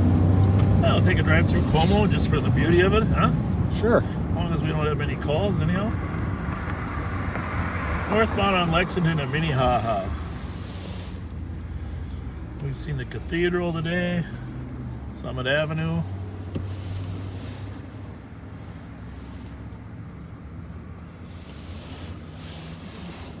Andrew Mercado, if you got any tips for us as to how we do better, we're always interested in improving. So 624, can you confirm your location? You said you have one face down. thanks for what you're doing. Walking southbound. He's doing fine. You're our role model.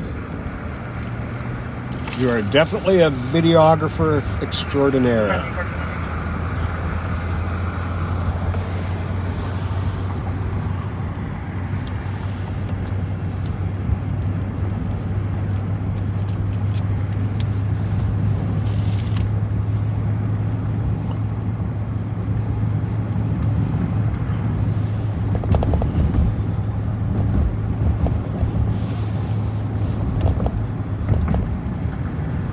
Supposed to be 34 degrees at midnight. Hey Andrew, by the way, if one of the things I still haven't figured out is what program do people use to restream your stuff while they're restreaming like 5 other ones? During the protest, I would see somebody would restream Facebook, YouTube, everything on one screen. And then they could pick and choose which one was larger. We're using Restream to go directly to Facebook and YouTube, but I know there's a way that people can restream other people's streams like yours, and maybe not even legally, maybe you don't want that to happen, but I just wonder what program that these people use to restream multiple things on the same screen. And if you know what program that is, I'd love it if you'd let us know. Not that we're there yet, but there might be a point in the future that we have multiple squads with live streams. You never know. And, it'd be nice for people to go to one place to figure out, what they wanted to watch. And we might even start that as a safety project for the squads without streaming it to the public. When they're at calls, it's nice, like the fire department does, where they get a video of the fire before they attack it. Right. Doesn't even have to be necessarily for the public, but obviously a lot of things could be streamed directly to the public as well. Kill that. Yeah, kill that air conditioning there, Pat. What the heck? What in the world?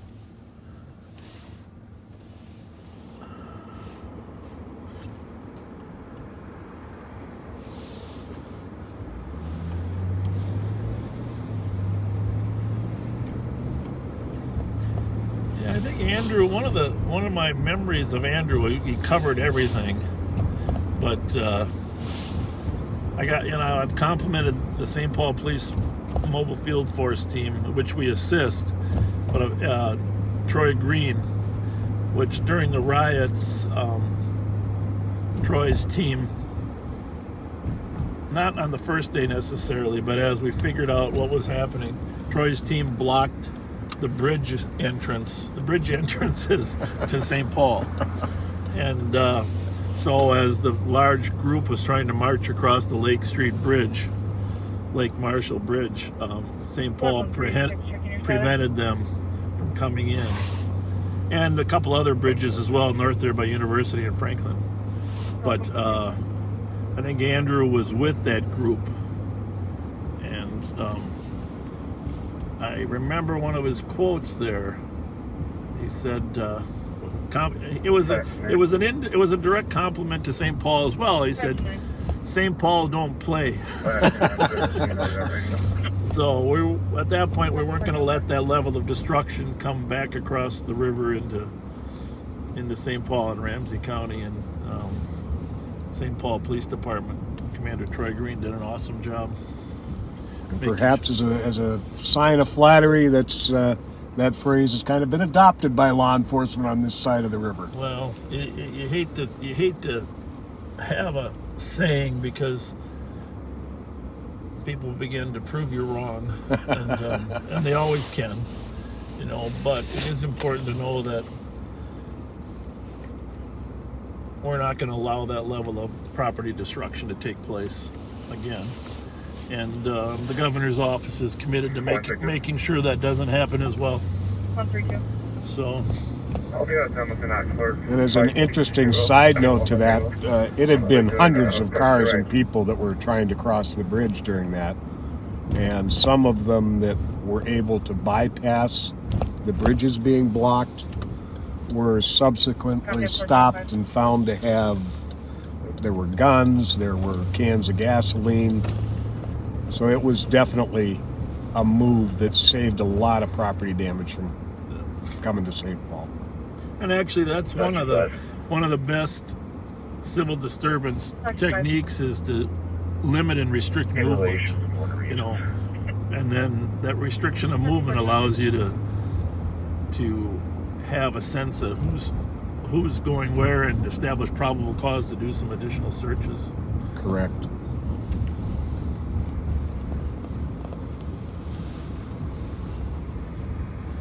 So we're gonna drive through Como Park. What is this? Was this the Mad Mouse? Or the Mad Mouse? Not the.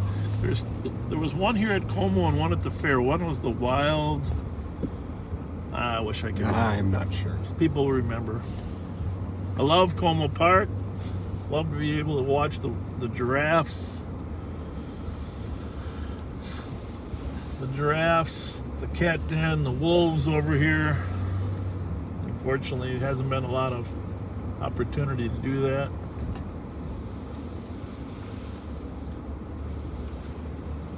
It's the wolf area here.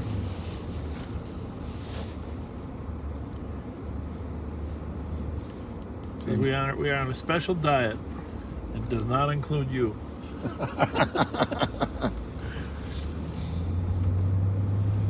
And contrary to the St. Paul urban legend this summer and some creative photoshopping, no, there was not a lion roaming the streets of St. Paul that had escaped from Como Park this summer. No, that's true. But having said that, if you haven't seen the video of the cougar that was stalking the hiker, oh my goodness, you have to watch that because there's certain things in life you'll never see again, and that is how a cougar lurches forward to attack, right, with both arms out. I mean, you can see a short 2-minute version, but the 6-minute version is probably worth it. How a cougar attacks. This is a hiker that was being stalked. If he had turned his back to that cougar, it would have got him. Yeah, we would have probably found the phone. No, that man was very lucky. Very, very lucky. We're northbound on Hamlin from Como.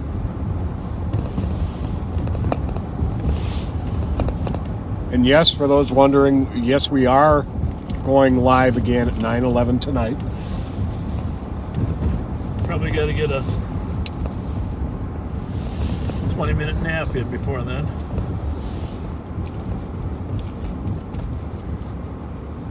Maybe a little bite of something other than a hot dog.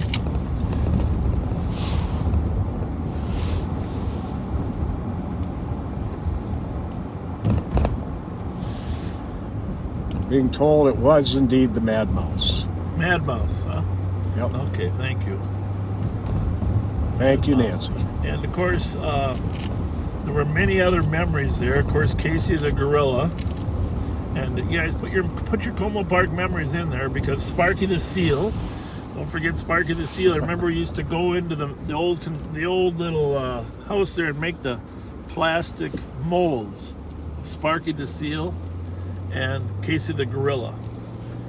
And it was the old cat cage there. I forget what the name of the building was. It's still there. And Happy 1409. I'll save my Sparky the Seal imitation for another day. and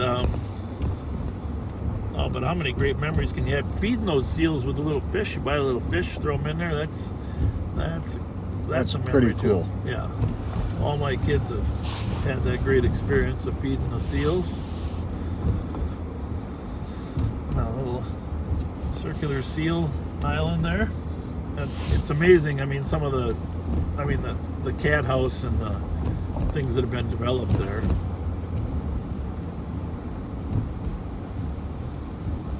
For the size of that zoo, it is an amazing zoo. Oh, it's perfect. The perfect arena. It's close. You don't have to spend a lot of time driving.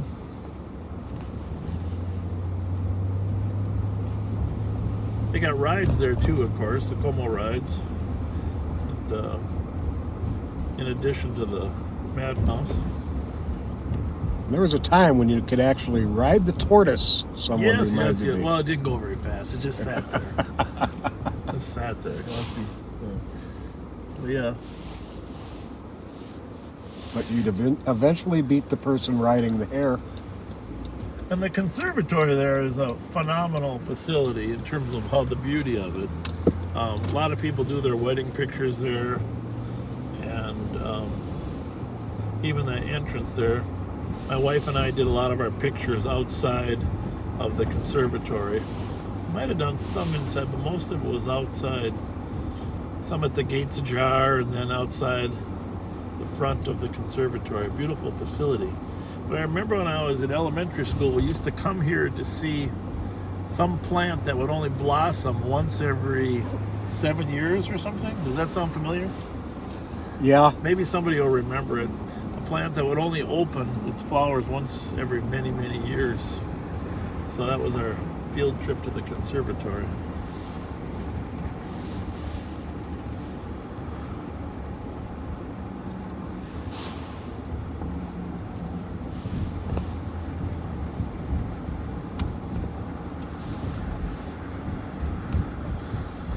I didn't know that. Someone just sent me a text saying Andrew Mercado was a North St. Paul Polar as well.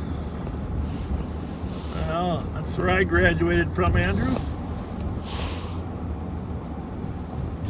A lot of good years there, a lot of great teachers at North St. Paul. Of course, the building that you graduated from is a new building. Our old high school now is part of the administrative building. The other part's torn down. Hey, this bridge right here we're coming to there's a placard at the east end of it. It was dedicated to Council Member Jim Ryder, who passed away in office.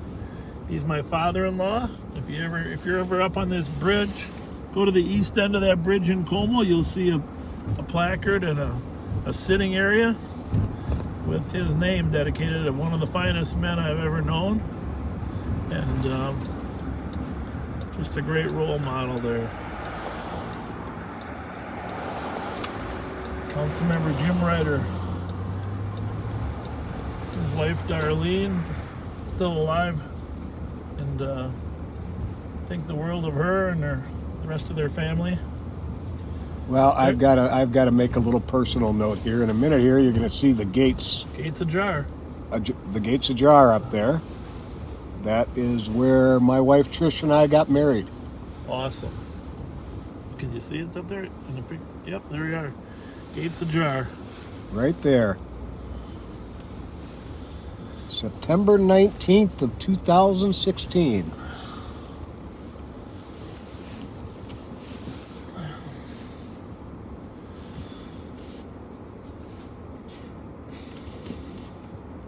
Good memory. Wonderful memory. She had a Wonderful person. uniformed police escort along with her father up the hill to where I was waiting. A lot of memories up here. Indeed. She's a wonderful person. She's wonderful, wonderful. Miss her dearly.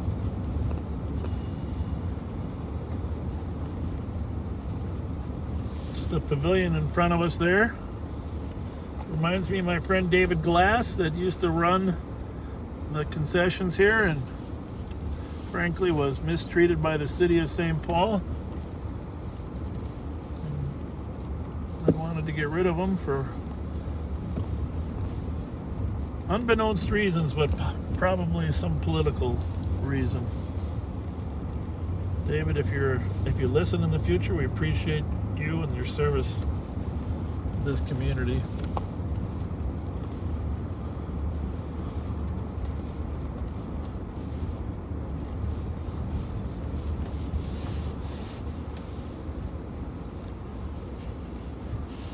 Well, we're really not getting many calls, are we there, Patrick? No. Oh, I had this one off. Sorry. That's all right.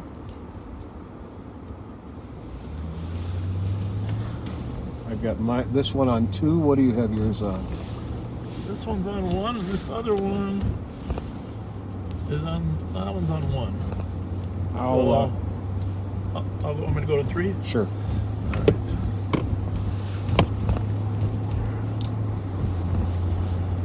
Since we're in St. Paul, we are trying at this moment to try and keep track of the 3 patrol radio channels. We do try to scan best that we can. It's not all perfect. I got a 4th one here that I put on Central.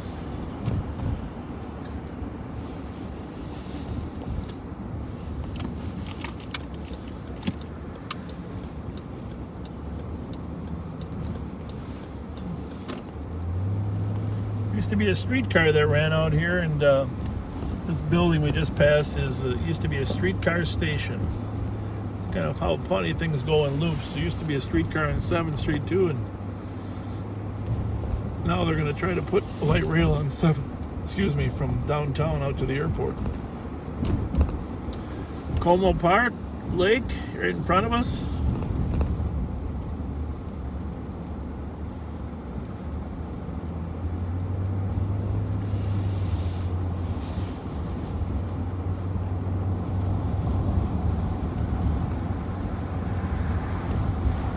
Funny how you think back. This street we're on right here, south side of Como. I was on the city council. It's a long time ago now. In relation, 69 West Exchange. Back in '83, when the city was redesigning this park for streets. All the streets used to be 2-way all the way around. Right. And then, of course, that logistically didn't always Fletcher work. 49, I copy your note to 558 Concord on a stuff from auto report. So the staff wanted to make everything one way. And this particular stretch here, they wanted this to be one way too. And I opposed that and was able to convince the council not to make it one way because there's really no way we would have forced all the traffic into the neighborhoods to go around the lake the opposite way. Right. So, No, I'm glad you were persuasive. no, you think back about little decisions. So,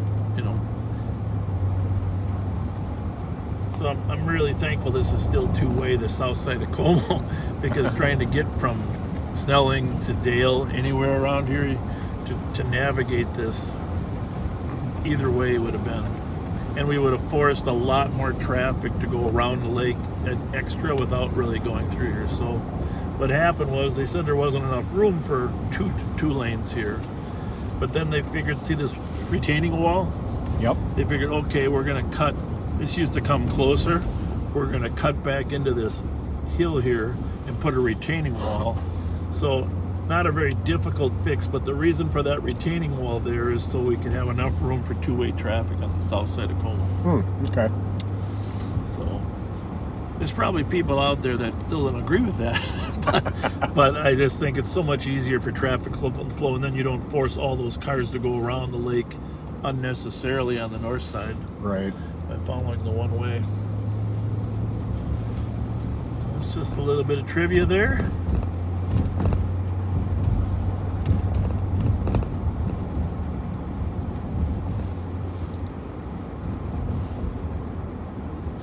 So when we come back on tonight at 9/11, if you'd be sure to let your friends know where the YouTube page is, or share our links. I mean,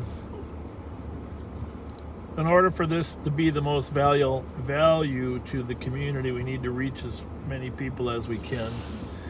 We do appreciate the people that are the regulars. Oh, we got something going there?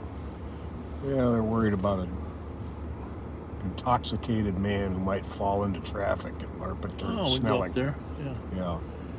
But we do appreciate. In fact, there was a lady that posted earlier today that said she loves the comments because she feels like she's part of a family. Did you see that? I just thought that was a unique. So we're the Live on Patrol family. Right? Absolutely. Our family's in the back seat on our ride-off. The Live on Patrol family. 249. Thanks for being a part of it. Call back and But we also want to make sure that other people can get a feel for what our police work is like. So Copy 1440. on the nighttime ones, be sure you share and encourage your friend network to try and get a feel for it.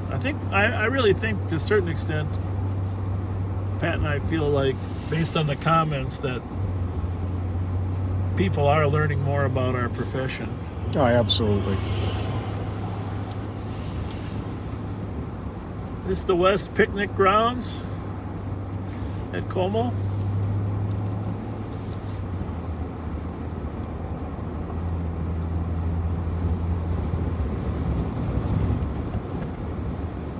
Looks like some street construction there on Como between Hamlin. 49. Aircraft is stepping out now. Copy. 1441.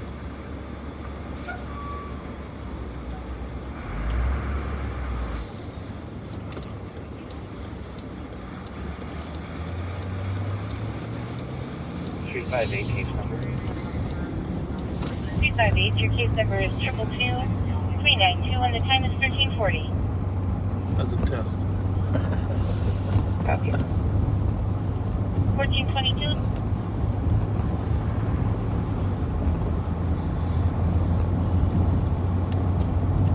Just now dispatched.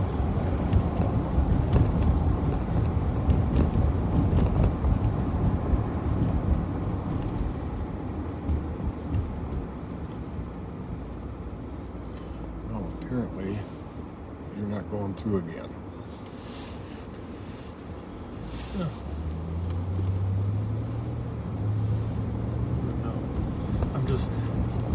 No. I'm definitely slower than you, but that's because it's a function of the user, right? I'm just slower than you. Hardly. It's funny how those phones can read your personality.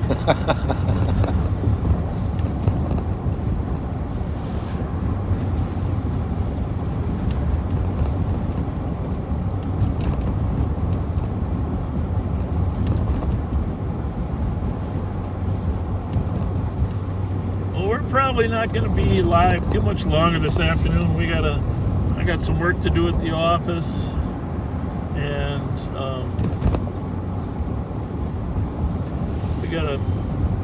obviously I gotta go home and get some things ready for tonight at home as well. But we will definitely see you on patrol tonight. Thanks for helping us check out the YouTube. If you haven't gone over there and take a look to see how it's working, please do. Yesterday I had some concerns about the quality of the video, but I've been told today it's fine.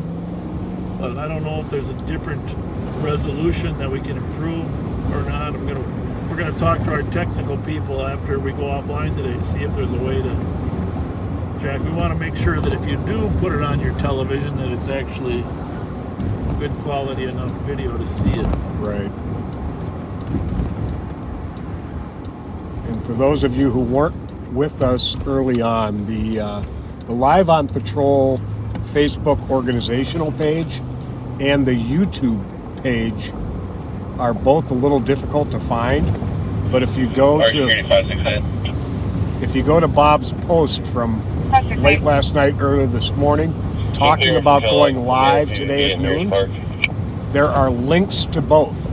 And you can subscribe to the YouTube and then like and follow the Live on Patrol Facebook page.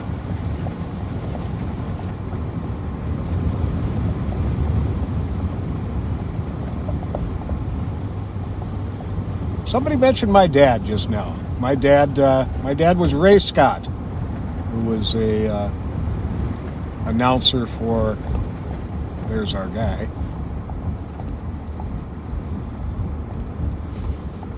for both the Twins and the Packers and CBS, and he was announcing for a number of places. But we're going to be out with this gentleman right now.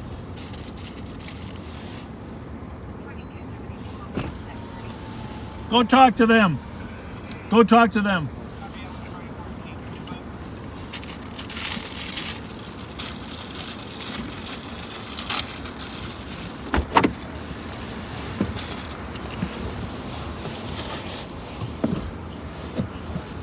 We'll be back with you in a minute.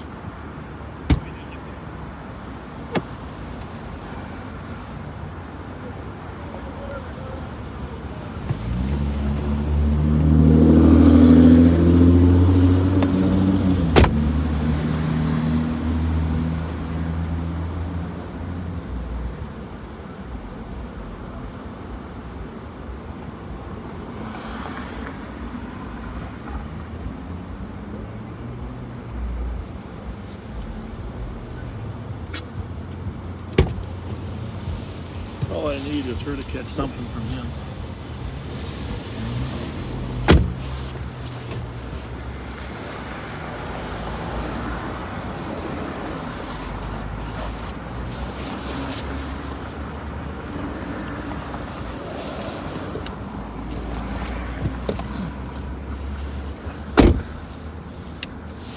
Squad 1619, copy en route to Thomas and Fairview. Marked a dangerous condition on a female that ran in front of vehicles with a sign saying help me at 1427.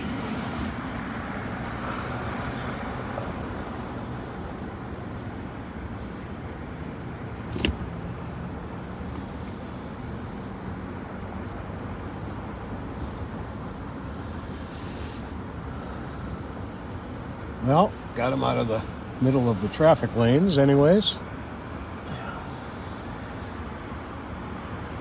It looked like he was actually listening. He was just more or less dancing. He had those 2 cans of alcohol. We had him talk to the deputy. Let her handle the call. But I don't like when he's in that close proximity to one of our people without a mask, you know. Right. So we got a truckload of new masks we can make sure we can give people. And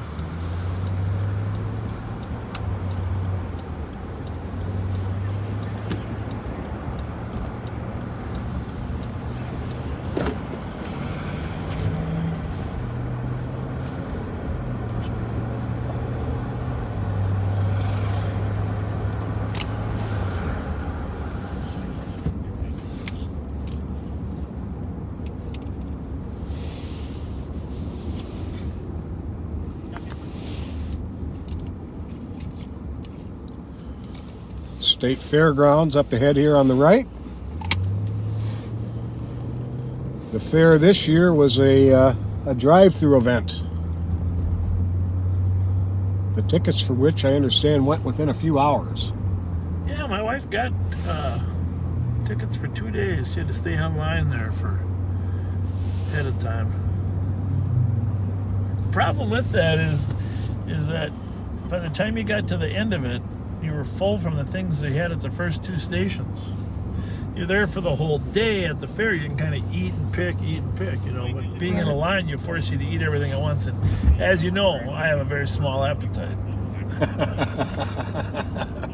Yeah, you do. And they, as I mentioned, the corn wasn't there, and I didn't get up to that Maple Grove corn fest. So 358. 358. Put me out at 1505 3rd and release.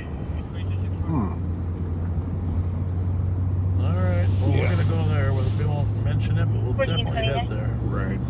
Has it been dispatched there, Chloe? Yeah, a call we're going to head to could be a little perceived as an emergency call. We'll tell you what it is when we get there, but I just get a little nervous that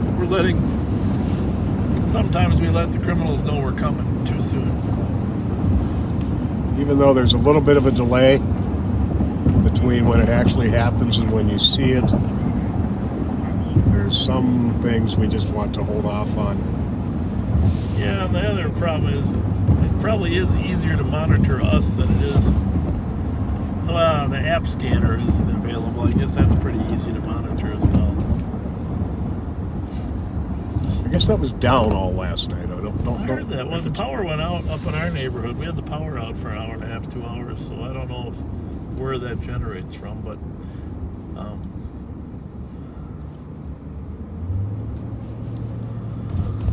Hamlin University. Spent a lot of time in those buildings. Maybe when we're done with this call, I'll come back here. Show you where I was when I decided I wasn't going to be a doctor. Please do. Yeah. I remember the day. Truthfully, I was on the 3rd floor of the chemistry lab. I was waiting for chemicals to react in analytical chemistry class. I was looking out the south windows over the open area by Manor and Soren Dorm, and everybody was out throwing a frisbee around and playing wiffle ball. And I was there alone in there for 4 hours in that chem lab. And I said, you know, I need a job that I can work with people rather than chemicals. I think you made a good choice. It's funny how you remember those moments in life where you made a course change. So I was a sophomore. 2nd semester, I had 2 years of science and math under my belt. Course change. And I think that's a lesson for other people. Don't decide too quick what you have to be. Let life lead you. Sometimes it's life, sometimes it's God, sometimes it's the people around you, but be open to different options. 8297. The most important thing is find a job that you love, because then you never feel like you're working. Absolutely. All right, bring us up to speed on this call here. All right, Fairview and Thomas. A woman ran out in front of vehicles and had a sign that said, "Help me." And we're looking for a woman in a long black coat and blue jeans. Is that a squad ahead of us? Yeah, it is, isn't it? So they got here too.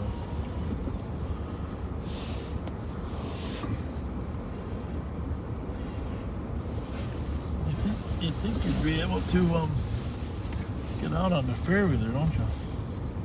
Mm-hmm.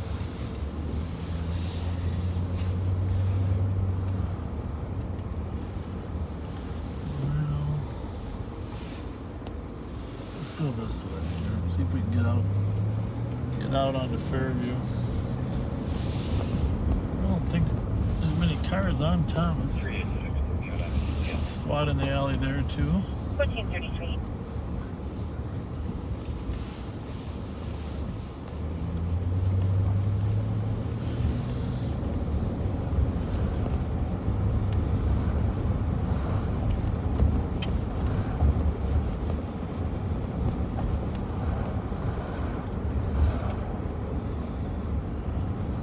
Well, definitely some construction out there in Fairview, huh? Or on, Fairview. Definitely. Doesn't look like there's any traffic there.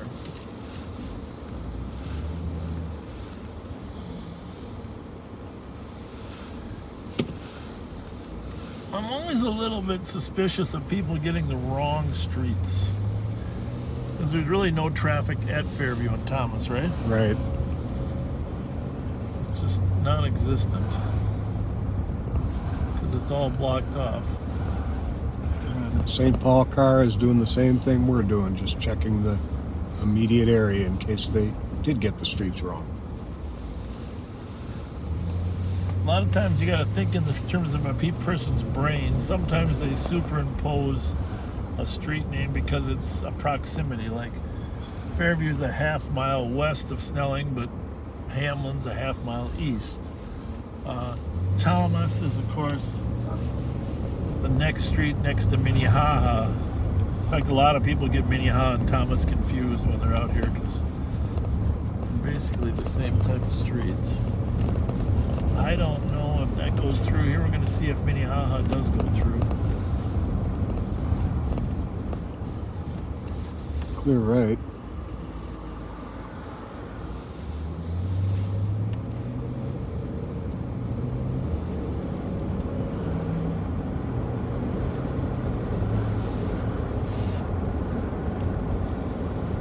Well, apparently a few of the people watching say this is not an uncommon occurrence for a young lady who lives at near the intersection of Fairview and Thomas. Well, it must be a daytime occurrence. Well, actually, now we're out on Fairview, which is a plus.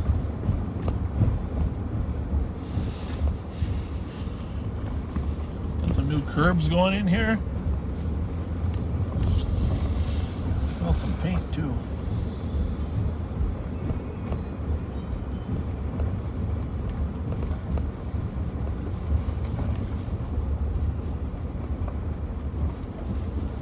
Squad 157 and 159.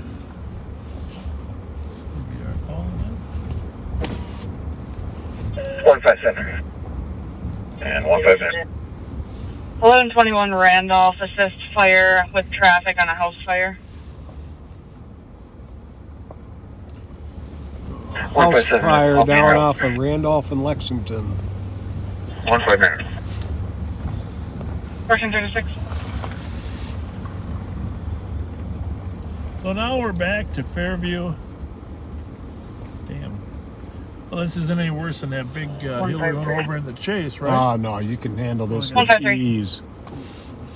If 159 wants to cancel, I'll go. So this is where allegedly she was. One of the workers would have seen Okay, her. no, thank you.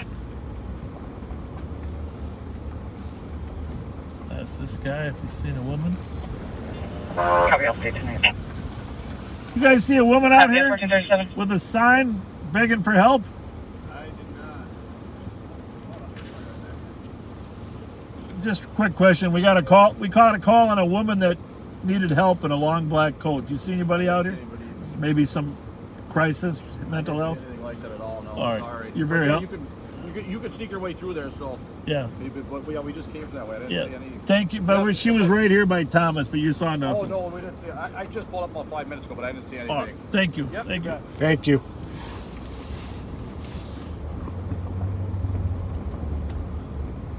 Let's see that.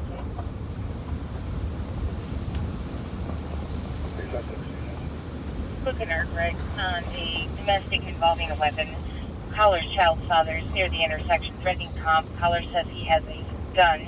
Name is Jermaine Bolden, 24-year-old black male wearing a black jacket and blue jeans. Caller says she saw the gun in his hand. And he ran into 1051 Arkwright in the hallway. First Copy. 307 272. 39 as well. All right. Well, here's the other. We're gonna log off here soon. The other thing we don't know for sure is whether these videos that are being restreamed are going to actually be saved. I'm pretty sure the YouTube one will. All right. Okay. I'm not 100% certain about the Facebook, since when we do log off, I'm gonna try to be on our Facebook page and see what options it gives us. But we don't want to lose anything that we've captured. I mean, not that there was anything Emmy worthy today, but we want to be prepared for tonight. So we're going to drive down University Avenue toward the Capitol, and then we'll wind it up. Sound good? Sounds See good. if we can figure out how that happens, and if either of our technical people, Andy or Kyle, know for sure how that happens. My plan is just to end this stream and then go to Facebook, and hopefully it'll be saved automatically, or tell it to. I need advice from Officer Safety. I'm looking at gray color, seeing that the male red shoe color with So we're eastbound on University Avenue at Snelling, right by the Spruce Tree Center. By the way, looking forward to the new iPhone coming out. My lovely wife was going to pre-order one for me today, so we can see if the new improved camera is even better. Seems to get better with every generation. Yeah. And for Officer Safety, it sounds like the male's going to be... This app that we have actually, that it's running on, it's a full screen video. Oh, nice. At least on our end, compared to Right. what we were using before. But not that it changes it on the user end.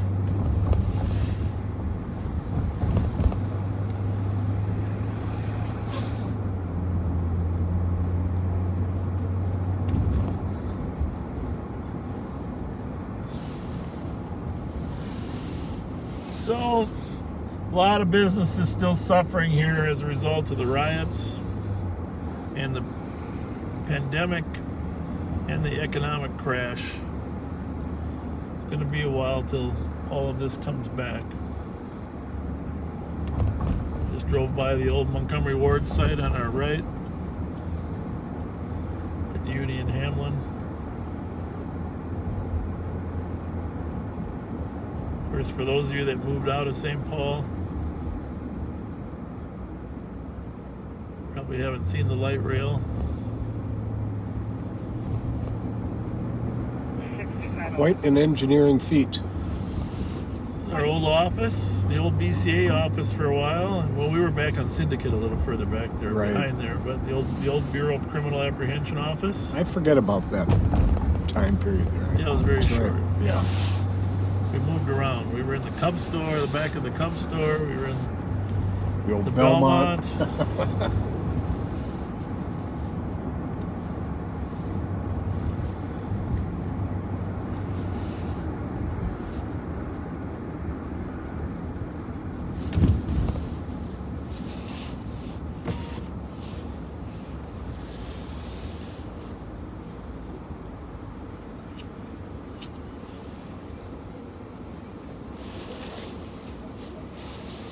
We got a little heat on now instead of the air conditioner. 625, what a gunpoint. Well, that's not good. Copy, calling at 10-1, 10-2, 625, what's your location?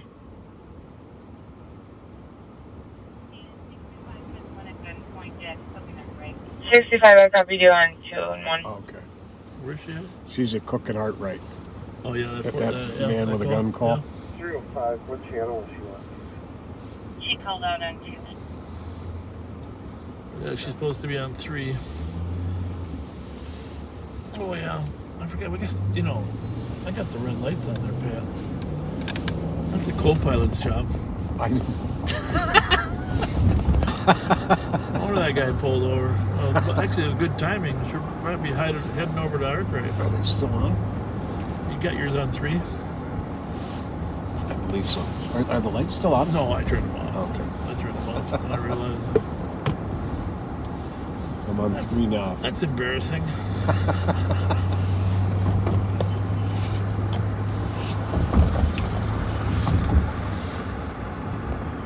It's nice of them to get out of the way. Yeah, the thing is, they're the first ones after about 5 minutes. Squad 3, now we have one in custody. You can cancel the 10-3. Copy, one in custody, canceling 10-3. Why don't you just tell our viewers what the original call there was on Arkwright? So there was a domestic call over at Cook and Arkwright where the father of the woman's child had threatened her with a gun. Assist medics who are already on scene for a domestic issue. And one of the arriving squads spotted the man and took him into custody at gunpoint. And the Paramedics request was placed. don't have any more details as of right now, but the scene is under control, which is what Code 4 means. When you hear that on the radio, Code 4, that means that whatever the situation the officers are out on is under control. Squad 389, where's the contact? Every night at 1444. And Squad 158, did you copy? 59, when you come over to this, Some dark, you guys come on the edge come side. some dark gray, 389, we'll find out. dark gray clouds up there. Yep. I think I've seen the comments here. I appreciate it. Thank you. Now you notice at nighttime when you follow us, 1445. we might have made an effort to get to that call, right? Right. Information Arkwright. of squads responding to Randolph for the fire. Enter through the Edgecombe side. But that's when there's We'll need that side blocked off. little or no traffic. Randolph, Lexus side blocked The off. daytime traffic greatly changes your range of patrol activity. Absolutely. Copy at It's 1445. just too dangerous to try Squad to... 158, did you copy? There's some rain coming from the north. We're ways out. It's actually coming from the northwest. And 389, the caller is going to step outside and speak with Copy. you. Are there any squads closer to 879 Selby to assist Appreciate medics? it, thank Unknown you. if male has a weapon at this time. 1445. I suppose we could go there, huh? 356, we don't need any What more was the cars here. original nature of that call? Medics got a Mark call, Hardy, but it is. Look it up. 879 Selby. it's a man. Medics were Copy calling. 158 and clear. Maybe they're gonna handle it. Let's see. 158, copy, carry, thanks. Problem is 1446. this road's blocked off now, right? Right. I think we can go a little bit though. Is that open a little bit? Yep. Down the next street? Yep. Yeah. Put on the Victoria. Well, the problem is they don't have a squad to go to this 879. There's a car blocked in our way there. I think we can get... I'm taking the alley here just to be safe. Okay. I think that was 871 Selby, but I didn't catch the entire nature of the call. The medics were dispatched there, and when they got there, they said they'd send us a squad. There's a man with some type of weapon. Okay. But I think it was a domestic related. I don't know. But Clear right.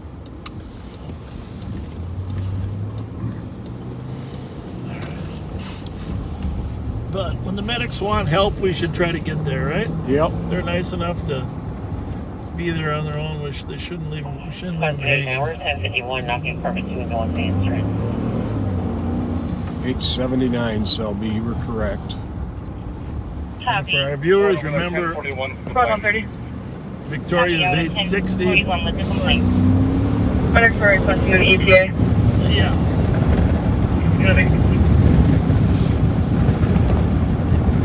130, what is your ETA? Requesting an ETA. 2 minutes.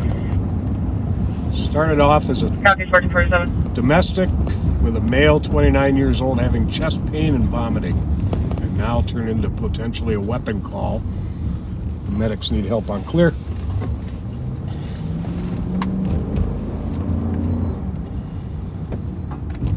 Clear. Golf one. This is going to be right around the corner on Selby from Victoria, just a few doors.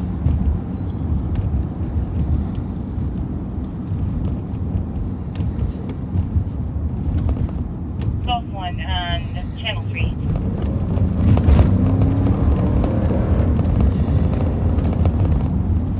We don't really know what we got here. We're just pulling in to help. 377. Golf one and I'm not able to get them to respond, can you let me know if medics Well, are this makes needed? me think maybe they're not even And at the also let call. me know when you guys are. Because they're down. Oh, right there. What do you got there, partner? 1448. We got a victim over here. He's sitting in a black Saturn, supposedly choked. We don't know if there's a weapon involved. He handed off a female a box that looked to be a gun box. So we went into this house right here, 879. But he's sitting in the black Saturn. All right, does he have a weapon now? We don't I'm know. not sure, sir. We'll stabilize it. St. Paul's on the way. Okay. Thank you. Where's the Saturn? Thank you. 7 copy at 49. How's it look, Pat? You're good. Back to the trash cans at least.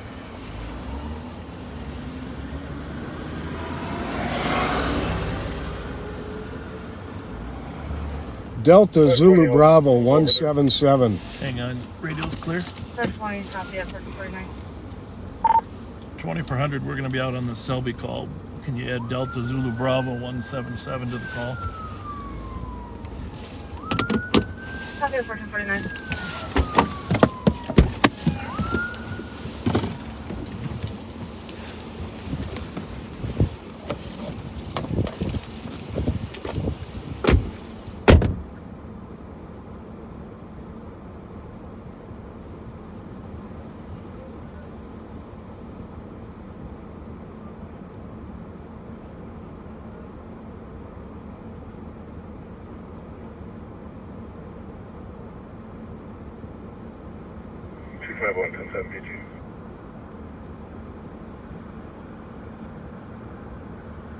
Copy at 1450.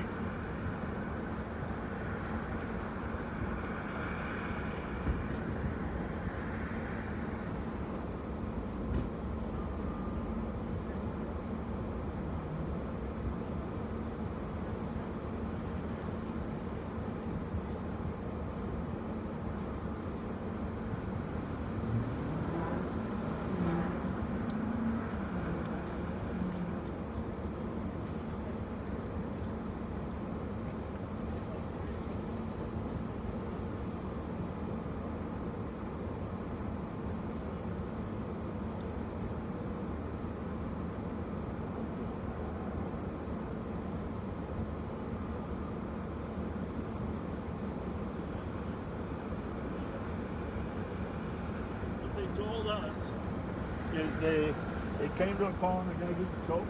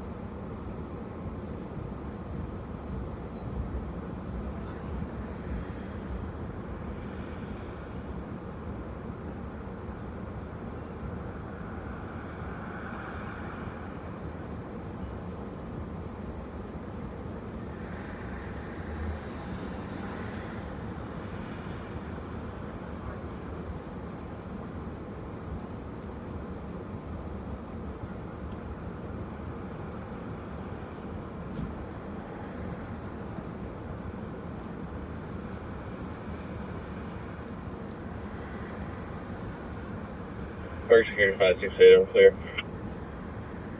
Copy at 1453.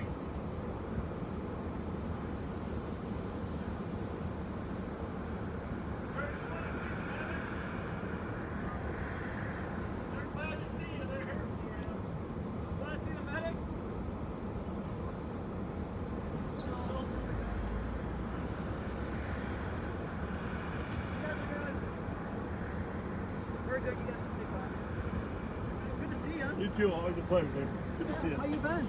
Wonderful. How about look you? great. Yeah, you too. You look great. You look better. You look better. All right, Pat.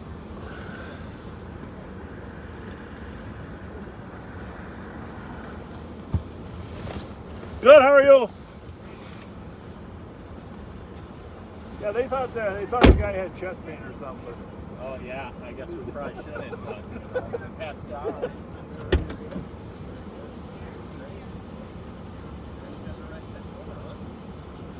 We're getting his license back. We gotta get back. Oh yeah, we gotta get back in the game. I'm his FTO. See you guys later. See you guys. Yeah, thank you.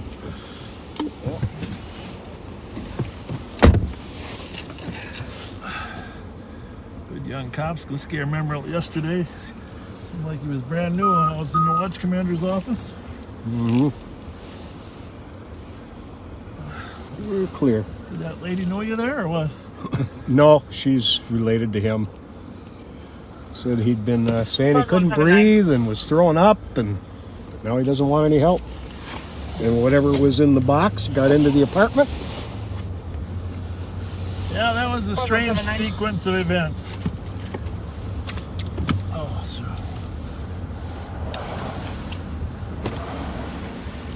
Negative response to Take care, guys. Thanks. See you later.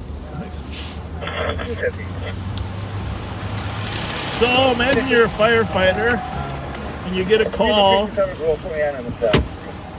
get a call to chest pain. Okay? Oh, yeah, sorry. You get a call, this guy with chest pain. Thank you. Part of a domestic situation. And supposedly, in this case, the female had assaulted the male. When you get there and you're a firefighter,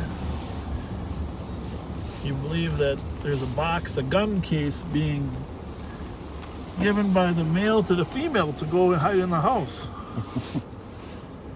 So now you got a potential medical issue with a chest pain, you got a potential domestic issue, and you have a potential gun issue.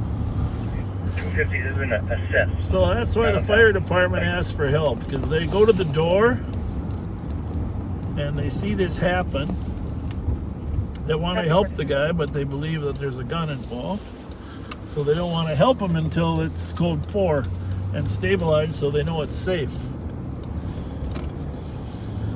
Of course, when we get there, we're able to engage the young man. St. Paul pulls up a couple minutes later, of course, and quickly a little cursory review indicates that there's no weapon immediately around him, which we kind of suspected anyhow, because it had gone into the house. Right. But he no longer waits to make a complaint about his chest pain. Nope. No, and the funny part is, I think the female was the one that called about the chest pain. So you can see how complicated real life is. You know, and he was offered several times to have the medics treat him, and he declined medic treatment. And the older lady, who I believe is a relative of his, was encouraging him to at least get his blood pressure checked, because there's apparently some issue there, but he wanted nothing to do with medical attention. On a male employee refusing to leave at 1457.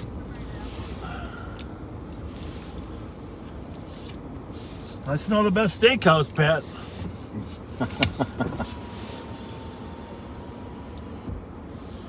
What'd you get us?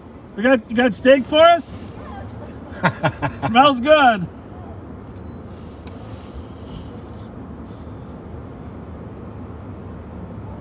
But you got it when the firefighters are there with what you call a cluster. You want to get there and help them out. So. 157. 157. If you have another St. Paul Fire and use it for traffic control. Okay, sorry. St. Paul Fire and Police have always had a very close relationship. No doubt. All right, back toward the barn, so to speak.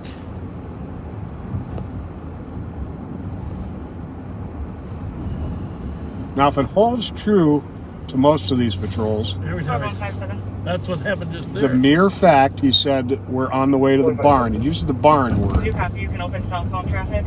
we generally end up going on a hot call. Let's hope not. Let's hope that was our hot call. Maybe you broke the cycle. Yeah. Parking 59.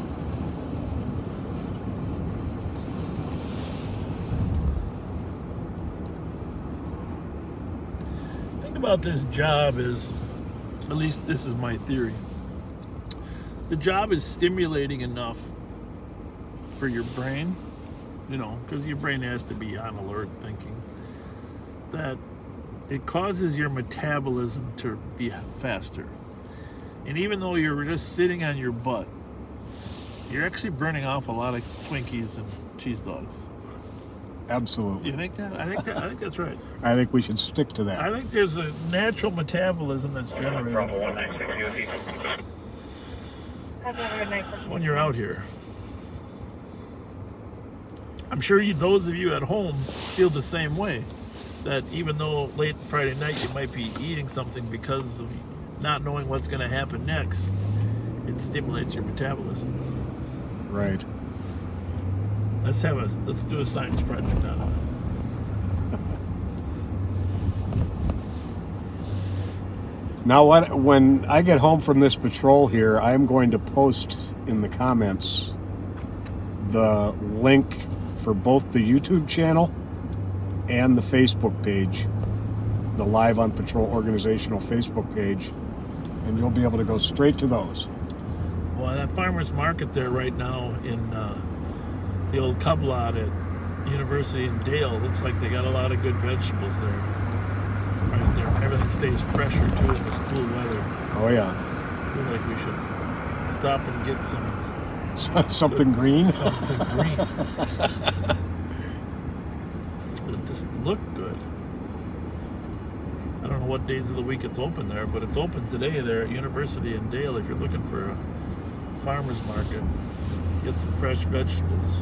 I don't know if there's another day of the week, but I think it's always Fridays during the season. Okay. Good to know.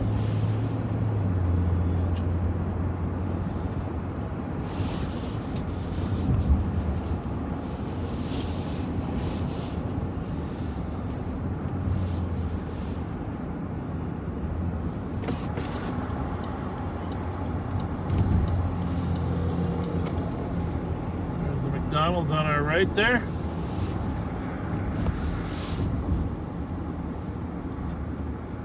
Golden Arches.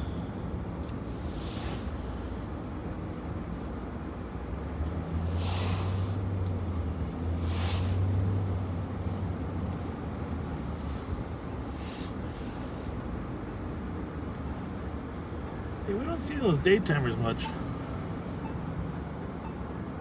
The coppers? Yeah. Yeah. I haven't seen Dave Glisky for ages. Great cop midnights back in the old days when I was in the watch commander's office. Yep. He's Alaska, I haven't seen him for... It's good to get out during the daytime once in a while. I agree.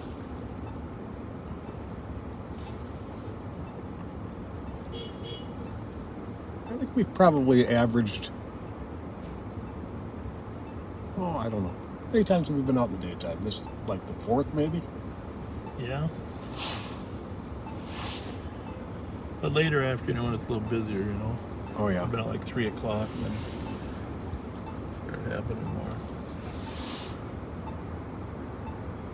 It's not like it was slow. I mean, there's not that many squads out. You got that fire down there. That's tying up 4 or 5 squads just helping with the traffic for the fire. Oh, for sure. You know, so we get a lot of suspicious calls during the day because people are up. Squad 138, I copy en route to 1107 Raymond Avenue on the CSC. Suspect is not on scene at 1503. CSC stands for Criminal Sexual Conduct. So there's a call out there on Raymond.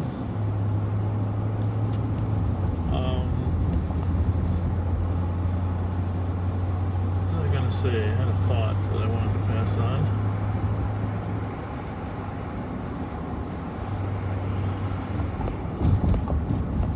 We're going to finish up here in front of the Capitol.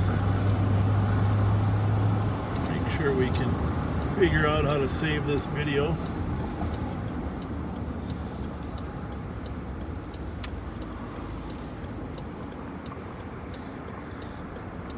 A little bit of controversy about the Bethesda Hospital site, which is to our left here, 1 block, and County Board laid over their final decision for 1 more week.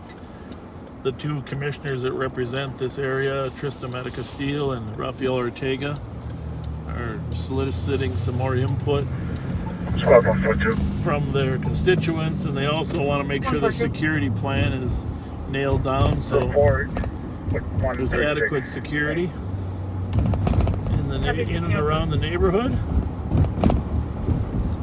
So sounds like that'll be discussed again next Tuesday at the county board meeting.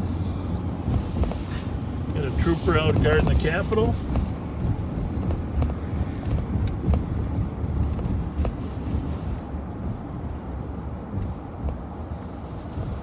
I always like to finish up here right in front of the Capitol. Pat, you want to say a couple words there before we sign off? Well, glad everybody could join us today who did. And this is a great place to sign off at the capital of the great state of Minnesota. 9/11 tonight, all right? We'll see you then. See you 9/11. Thanks so much.